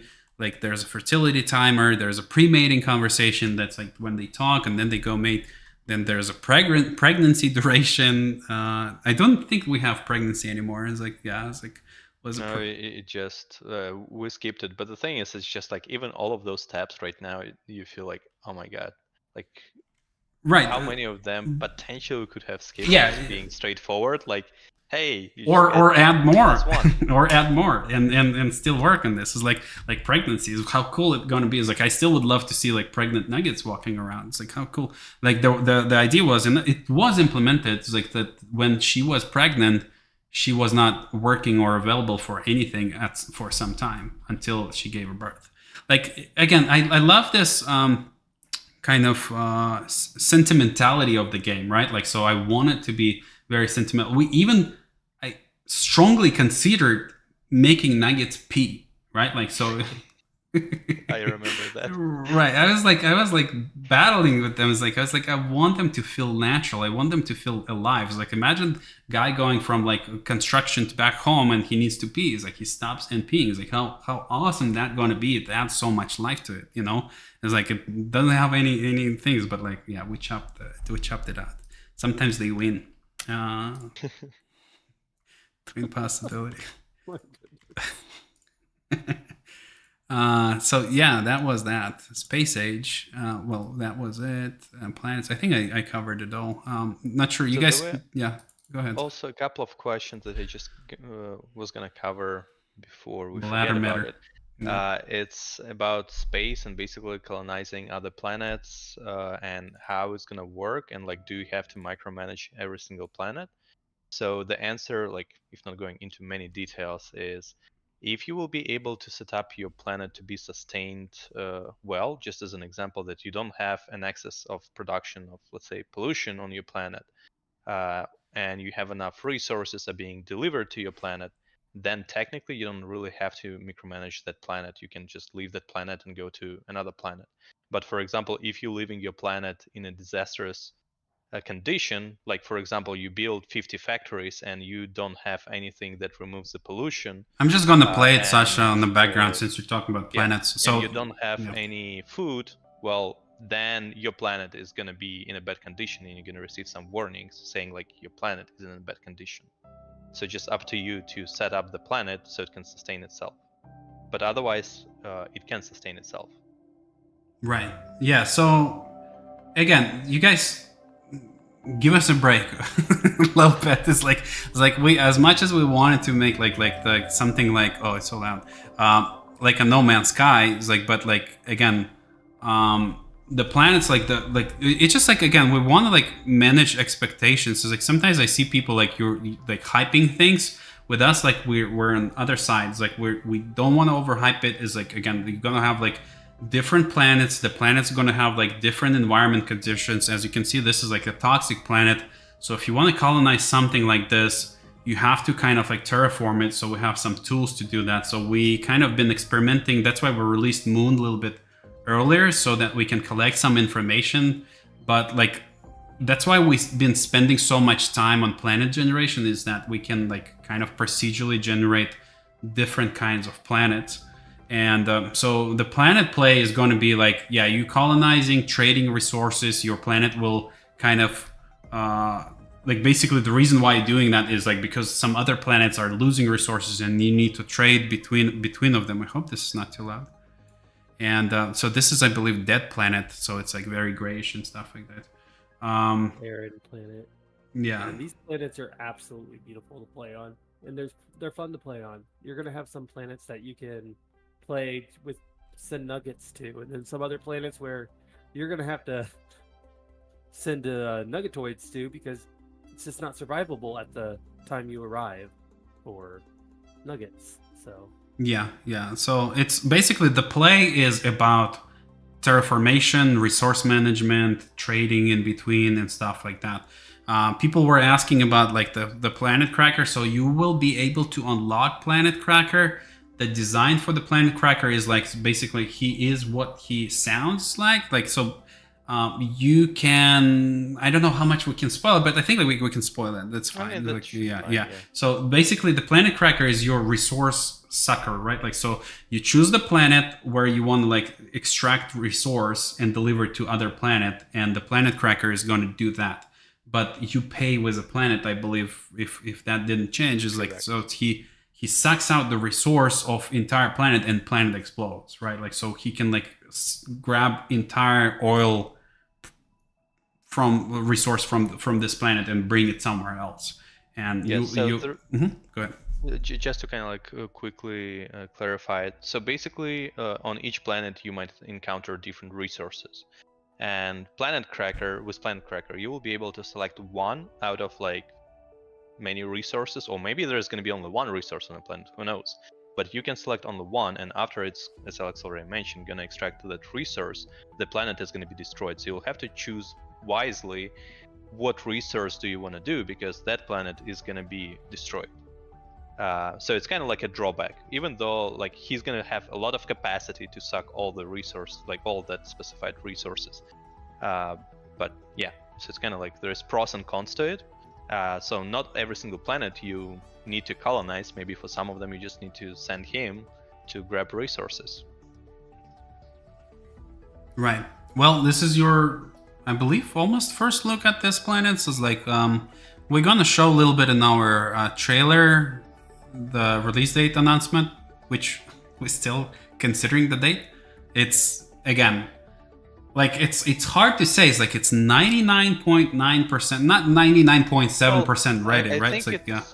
There is also a question. It's like, again, we do know that we did say multiple times that, hey, we're gonna do it this way, and then every single time something just pops up. And right now we're being very just extremely cautious with just saying like, hey, that's going to be the date, just because, again, things just popping up here and there, and then it's like, oh shoot, now we just have to break the promise. We don't want to break any more promise. We want to make sure that Term is going to be there to call us out. He'll be like, told you guys you're not going to deliver it on time. It's like, yeah, so like, sure. We want to ensure it ourselves that that's going to be the date, and it's not like that it's very long somewhere in a long road. The data is, no, it's like we're very, very close. No, you'll be being very cautious with it. Yeah, so Justin asking if the Planet Cracker is a giant robot spider we saw. Yes. I'm trying. I want to see if I can kind of like show a little bit of trailer with him.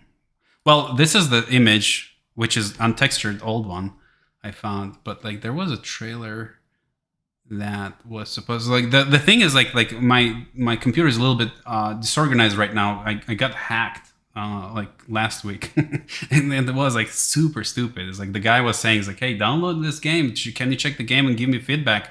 I was like, oh, kind of sounds like a spam scam. And I was like, and the biggest thing is like we already helped him in the past. He purchased one of our games or something, and I was like, sure. It's like, and yeah, well, I have this trailer, so I'm not going to show you anything. No, I'm not going to show you everything, but I'm going to show you like little part with a cracker maybe, because just some people will not know what the cracker is. Okay, so it's kind of epic. Do I want to spoil it? No, I'm not going to spoil it. I'm not going to play it. I'm just going to show you what the cracker is. Hold on. You guys have to wait for it. I mean, it's all ready. This is the planet cracker. But it's going to move in the trailer. No, I'm not going to spoil. Justin is asking. No, because we worked hard to put it together. It's like right now we're going to like take like all the like your kind of impression from it. It's like you have to see it in whole with the sound and music. So I mean, it's nothing really crazy. Again, I don't want you like, you guys have tendency of like overhyping things, so shut up. Wait for it and just expect low and be impressed if it's good, you know. It's like, so that's our goal. It's like we're against of like hyperization of things. So yeah. I can click a few times here. It's like, well, some things that, you know, yeah, that's it. Not anymore. So yeah, you guys want to add anything? Like, are we missing any important questions? I'm gonna like just run this on the background. Well, we can just probably, instead of talking about what is on the screen, we can just probably just ask some questions and see. Yeah, I'm gonna put this as a background and we can talk. Planet Cracker, yes, it will be a part of the lore initially before you can actually create your own one. Part of the lore, yeah. It's like, again, there's a little bit of story. I mean, it's not uncovered like 100%, but it's like, we hope you guys like it. We're gonna like it. Not sure, James, can you like tell more about like your experience of like learning about it? Is like if you like it, or it's like you think like in the future we should like uncover it more maybe for them? Is like not sure. It's like honestly, like it's a really good storyline. Plot twist almost, yeah. So there's a lot of good features in there that's going to be new to you, and it's gonna be really fun to explore. I mean, with the aliens, with the cracker, with the final planet stuff, where you get to end the game. It's just really cool. And I think love it. It's going to be important to know that some things might be confusing, but if you're gonna kind of give it a try and learn a little bit more, because everything is going to be progressing as you move forward, so you'll be knowing a little bit more and more information as you move forward. So certain actions that you will see in a game, you'll be like, what is it? What's going on? And later on you will find out what's going on. But yeah, it might sound that's really why weird and really strange. And it was important for us to get the narrator back on track, because he is part of the story. Not to spoil too much, but like we needed him back because we couldn't finish the game. It's like some of you will be like, well, it's simple, it's narration, but because we have a story that is not like, it's very subtle. Like it's really like uncovers itself towards the end. And that's it. I'm not going to tell more. It's like we shouldn't. That's it. It's like again, if we say more, we can overhype it because it's not that big. If you're super blessed to have the narrator back is the best way to put that. Right. Because it's just like without him, the story would not have been complete. Yeah, Justin from YouTube asked, question to the Creativity team. I don't know if any of you guys played the game Spore, but did you get any inspiration from it when making the game? Yeah, as I mentioned earlier, we've been getting a lot of like Spore kind of comments and vibes like in the past. We did play it. We know that like Space Age was in the Spore, and like we were never kind of like inspired by it. I mean, I love Spore. They have like crazy technologies even to the day. I believe was the creature morphing, like creating new paws and all that kind of stuff. So that's like super good. It's like maybe in the Universim too. we make like the creature creation is like, but like even today, if I think about like the creature creation like it was in Spore, I mean it's very interesting and challenging, but like you'll have to kind of introduce some kind of like procedural animations to animate creatures. It would be nice to like imagine you create a planet, then you can actually design the creatures, not nuggets, but you design a creature that has like flaws and strengths and see how they survive. It's like that might be very interesting. Yeah, Spore, we love Spore. So to answer that, is like I played Spore. I don't think I beat the game, but like because the game was like super fun, like first half the game, and then I kind of like been losing interest. I think like evolutionary part of the game was like really good. And I believe I even like spoke with some original Spore developers. Like we showcased them Universim.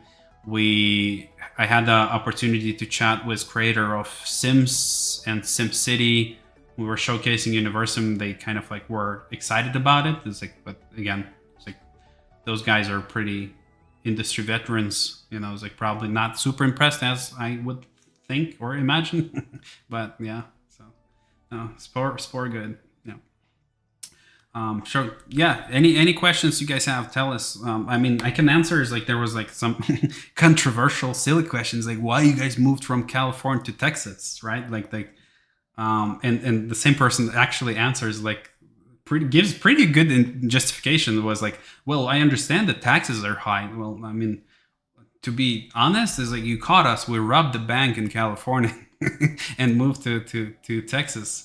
But I don't know, like, how can you make it that controversial? But in reality, why we moved from California to Texas is a lot of our developers and our partners, because we're also doing some publishing stuff, are Europe-based, and they're on the other side of the planet. And we even considered moving to Miami or Florida, right?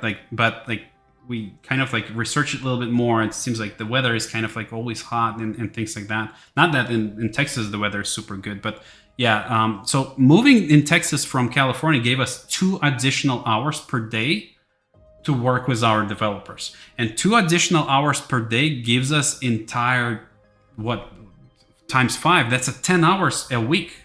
So that's entire day, more than one day we can work extra with our developers by just simply moving from California to Texas.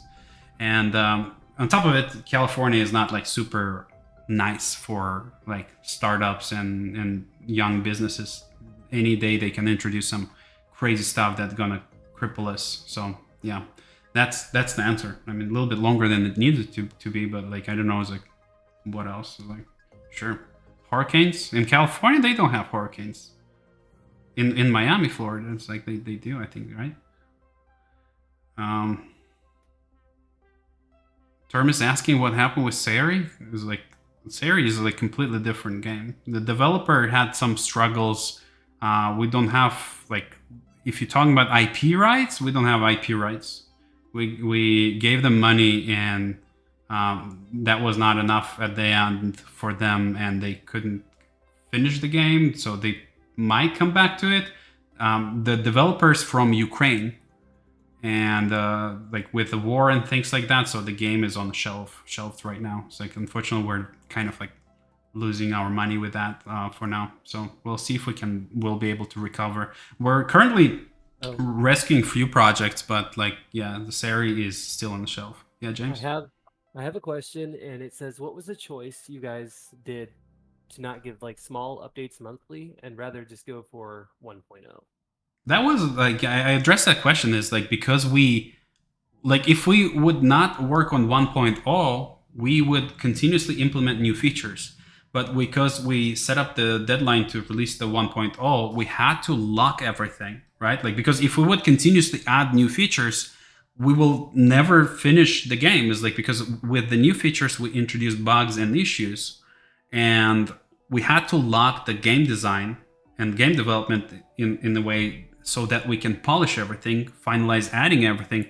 And in order for us to do that, because what you guys also need to know is like with every update, with every public update, we lose at least, I believe, 2 weeks of work time. So every month we lose almost like 2 weeks on testing for the public when we're releasing updates on a monthly basis. And James, you probably seen that.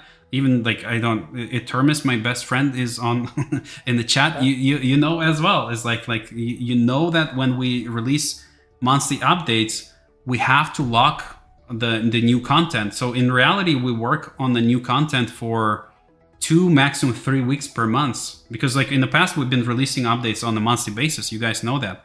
And the closer we been getting to version 1, the harder it became for us to manage, because the updates start becoming a little bit rare and rare, mainly because of like, okay, because if we start adding more complex systems, we'll have to spend more time later on polishing them and balancing them and making sure that they're like consumer ready. But yeah. Yep.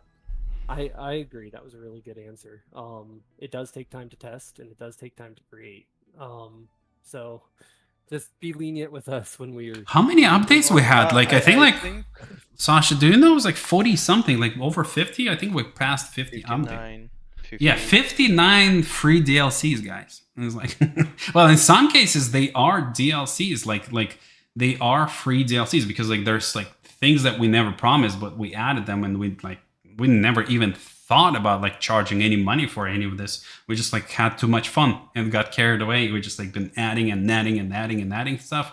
You guys are happy with it. We love seeing you smiling and playing it and reporting back.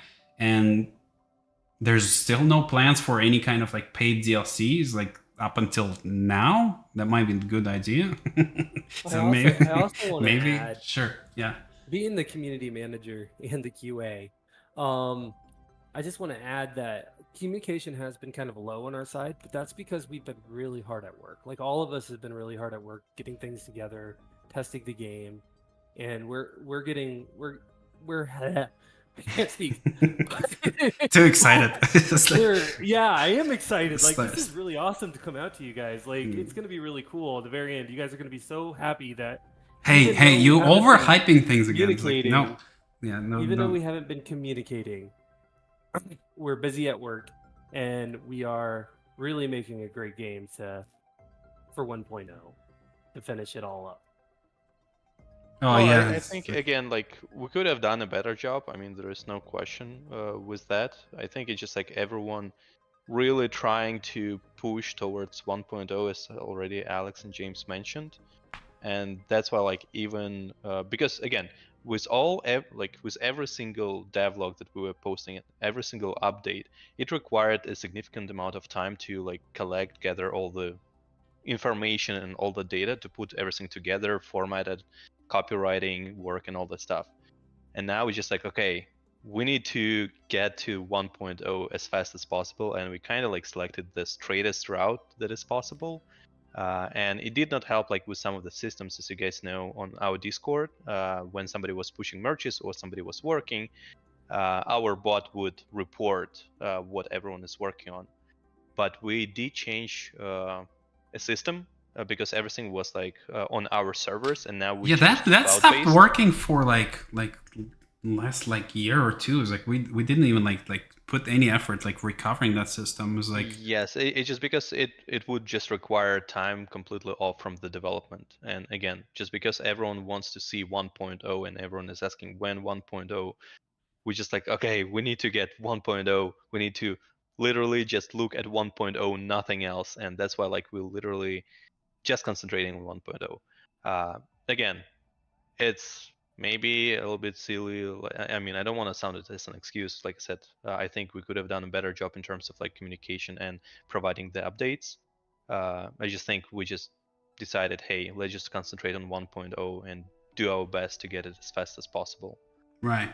No, for sure. Yeah, we will do our best to continue communicating with you guys and improving that for sure.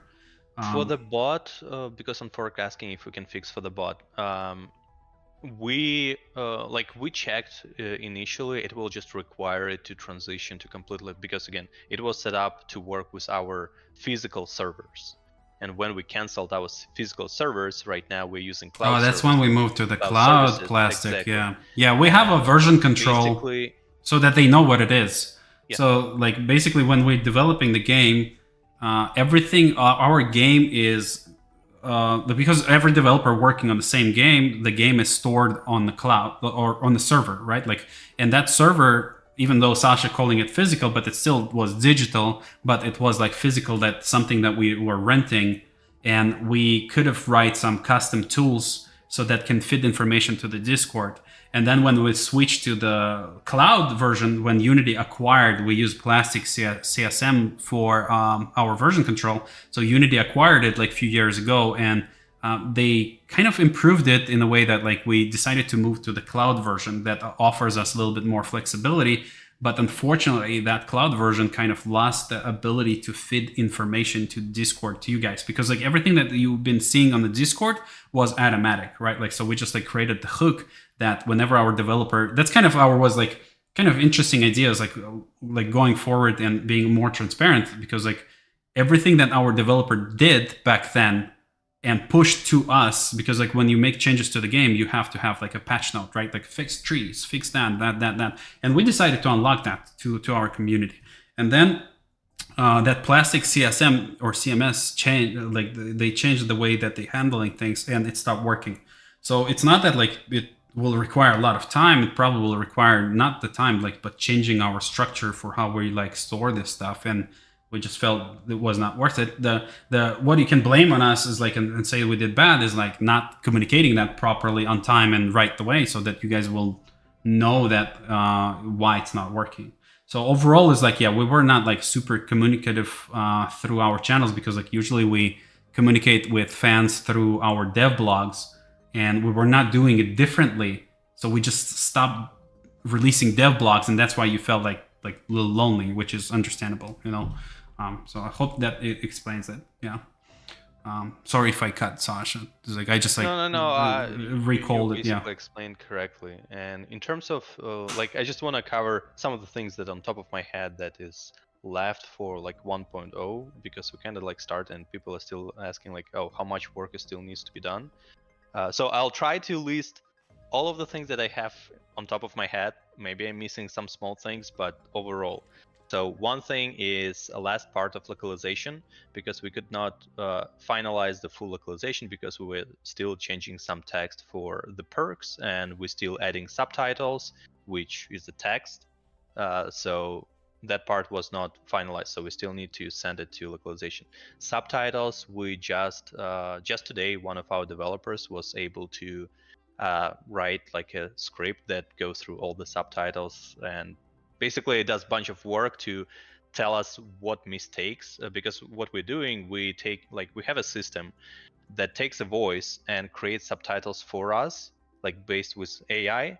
But yeah, keep in mind we have thousands of those, right? Like, so we have like over 2,000 of like voiceover tracks. So doing it all manually is crazy idea, right? Like, so see you in 2030, right? If you do that way. So we had to write a system that actually kind of AIing the voice into the text, you know. Like, so, and another good point to make while we're on this topic is that all our localization were like community, done by community, and it's very messy on like different languages. If you're not on English, it's like if it's like any other is like languages. But what we're doing actually, we're doing like professional localization. So we took, so we had to clean everything that we had, and now we send it to professional companies that are doing localization for us.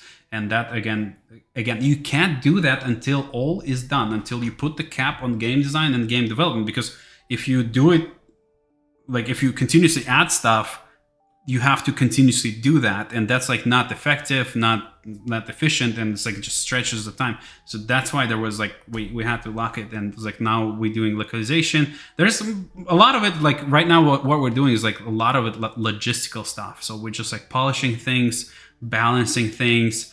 Like we're not really adding new crazy features until like we see something like people really want. Is like I remember there was a person, I don't remember his Discord nickname. He was like, hey, I mean, we love like modern age, but there's like this 3-5 buildings that doesn't look like fitting.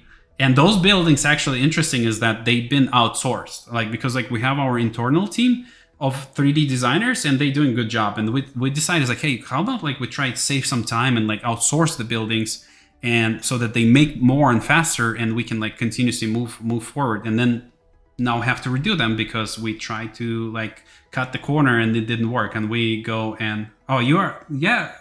So now Ethan, you are the person, like, yeah. So again, it's like we try to listen. Thanks for like we look at it and we agree. Sometimes there's things that like low priority about them, but like we prioritize like the stronger stuff. It's not that like we're blind or deaf. It's just like, no, it's just like there's stronger issues to address. And these buildings, the reason why we're doing actually them Ethimed, if I'm pronouncing it right, is because like you brought our attention to that, and our 3D designers are kind of like calmed right now, so there's not much to add to the game 3D wise. And we're like, yeah, it's like, while we're doing this, go improve things, you know. Same with our developers, is like sometimes developer is utilized 100%, sometimes developer become a little bit more available. It's like we can ask him to improve some systems or even like integrations with things and stuff like that. So that's that. Is like, but I think like right now is like we have like those 4, the strongest developers that we ever had working on the project. Again, it's like Marius, Slava, Marcus, and Adam. Is like they know what they're doing. They're like pretty good. Marius did tons for game performances. Like a lot of performance wins that you guys experienced in the past and gonna experience is been done by Marius. He's very strong. He's been with us like for a very long time. I think like it's like 4 or 5 years too already. So Marcus as well was, yeah, it just like again like we have some drama queens that running around on our Discords and Steams, and it's like trying to like sabotage things, but like thankfully there's just a few of them, and like in most cases we even know who they are and where they're coming from. So but overall, again, this is our first project and we want to make sure we do it right. This is tremendous amount of work we did. It's like, it's crazy, it's nuts. It's stupidest idea that and then the greatest idea that they had is like, hey, how about like make a game and make it that complex from like for the indie, for the rookie team, you know. But again, our butt is full of blisters, so we learn a lot and we can utilize this going forward. This is our not our last game, so this is our first game. Very proud of it, like very nice. The second game that we're gonna switch our gears. I mean, we kind of like in pre-production, you guys heard about it, like Farm Folks. So after we're done with Universim, we like some of the team will migrate to that, and we're still gonna continue like managing Universim and even adding more stuff probably down the road. So that's the plan. Regarding a release, should we just regarding? I'm gonna add the really quick, Sasha. Regarding the release date, right? Like, so we can potentially like say, is like I was saying, is like we even consider is like doing potentially December, January. So potentially those months. Is the problem with December is that it's not the best months for game releases because there's like AAA projects. You guys all waiting for GTA 6. Like nobody's gonna even like look at us, you know, like and things like that. And we've been working on this for so long. We're just like kind of like trying to find a good time for it to be released as well. And usually like January, February is up until March is good time, but we know how eager you are. It's like it's so hard for us to kind of like miss the target on this. So like the release date is very soon. It's soon. soon. It's like it's sooner than sooner. Tired of hearing that, we know. But right, soon is the best answer we can for get. Sure before Very GTA 6. soon. For sure. For sure before GTA 6. For sure. Summer is good, but obviously we can't wait for the summer. No, not summer for sure. It's like I give you 100%. I swear. what is it like?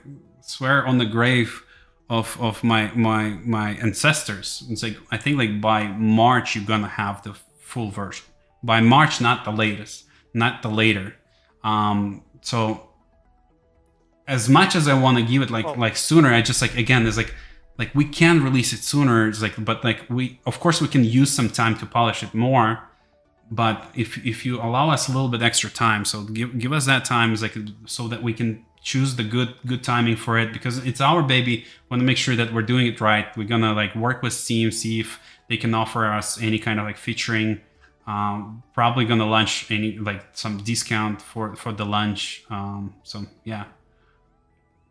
Again, and just to kind of like because the term is mentioned about some of the programmers, it just is in any industry. A lot of people working, a lot of people leaving, new people joining. It's like in every single industry. A lot of people are staying. Like for example, Mario's with us for like I don't know 5 years.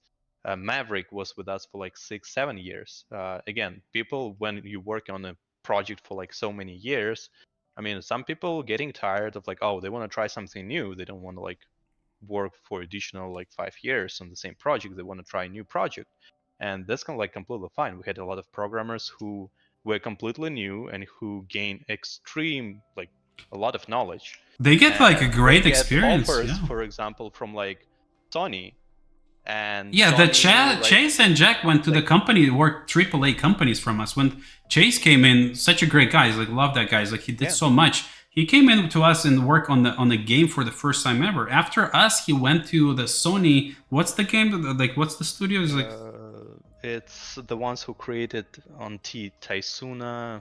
Yeah, whatever. It's like AAA project is like, and when they work with us, you have to be stupid not to go to work on like some kind of like AAA project, right? Like especially if you're developers, it's like again like we can't compete with them salary wise. Is like we're still like indie, we're still kind of like cutting corners, asking people to give us like some nice pricing, because again, it's like we don't have any kind of a crazy AAA project that would make us millions on a monthly basis. And then that company arises and see that our developer have a good experience and they made them offers like that. What happened with Chase and Jack when we have them in our office? Those guys went there. It's like was great relationship. Like no problems at all. It's like, and then we have some silly guys that go and spread some silly stuff online that like, hey, they're collapsing, people are living and all that kind of stuff. It's like we're stronger than ever. It's like it's all good, it's all under control. It's like it's fine. It's like of course we have some downsides here and there. It's like I think like we struggled a little bit like during Corona. It's like our offices were like closed. Like we had to like retarget and work from like remotely and things like that. But now it's like it's all good. It's like we managing our budgets. It's again, nothing is easy. It's like super like challenging, super stressful and stuff like that. But again, like what makes us happier, it's like might sound like a little bit like, I don't know, like marketeer maybe, or it's like I don't know, but appreciation for what we're doing is always what makes us do more, and we love doing it for you guys. Is like being the company we are. Like we work for your satisfaction, right? Like we can't be successful if you guys are not happy. It's like there's no way. It's like we're not some kind of like mobile game producer that produce tons of games on a monthly basis. It's like we produce like one game a decade. So it's important for us. So hopefully that is understandable. It's like, and we're happy to clarify things. Nothing to hide for sure. It's like you guys ask us any questions. And the game actually is Ghost of Tsushima. Ghost of Tsushima. Yep. Sushime. All right. Well, talking about sushis, right? It's a lunchtime. So hopefully, yeah. It's like is there more you guys want to answer? Otherwise, like we can start wrapping it up. I just want to like quickly answer because Unforked asked if the trailer is gonna have a release date, and yes, the trailer is gonna have a release date. That's why we created the trailer. And it's done. It just needs a release date. Ready. Like, everything is done. It just literally we need to pick the release date, and we just kind of like, okay, so we need to make sure that's already basically set. I mean, we can release the trailer.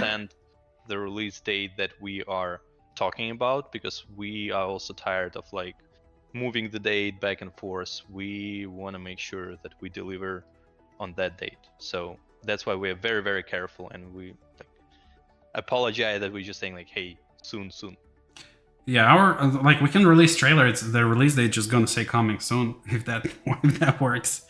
But yeah, anyways, hopefully we were able to answer some of your questions, guys. Happy to do this stream again. It's like maybe next time we can have James with saves for alien planets.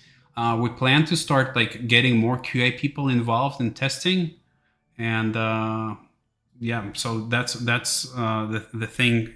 So that's the plan. So release date again is like, even though it's like we're a little bit uncertain right now, that doesn't mean that like we're gonna wait until when the game is gonna be released. So we're gonna announce it, but we're gonna announce it probably within next. No, I'm not gonna say anything. All right. so yeah, right after GTA 6, right? Like they're gonna be like announced, but like I think like they're gonna announce it next month. Yeah. Pick up the communication and like the stream. So I think next stream we can make with actual like playing on Alien Planet.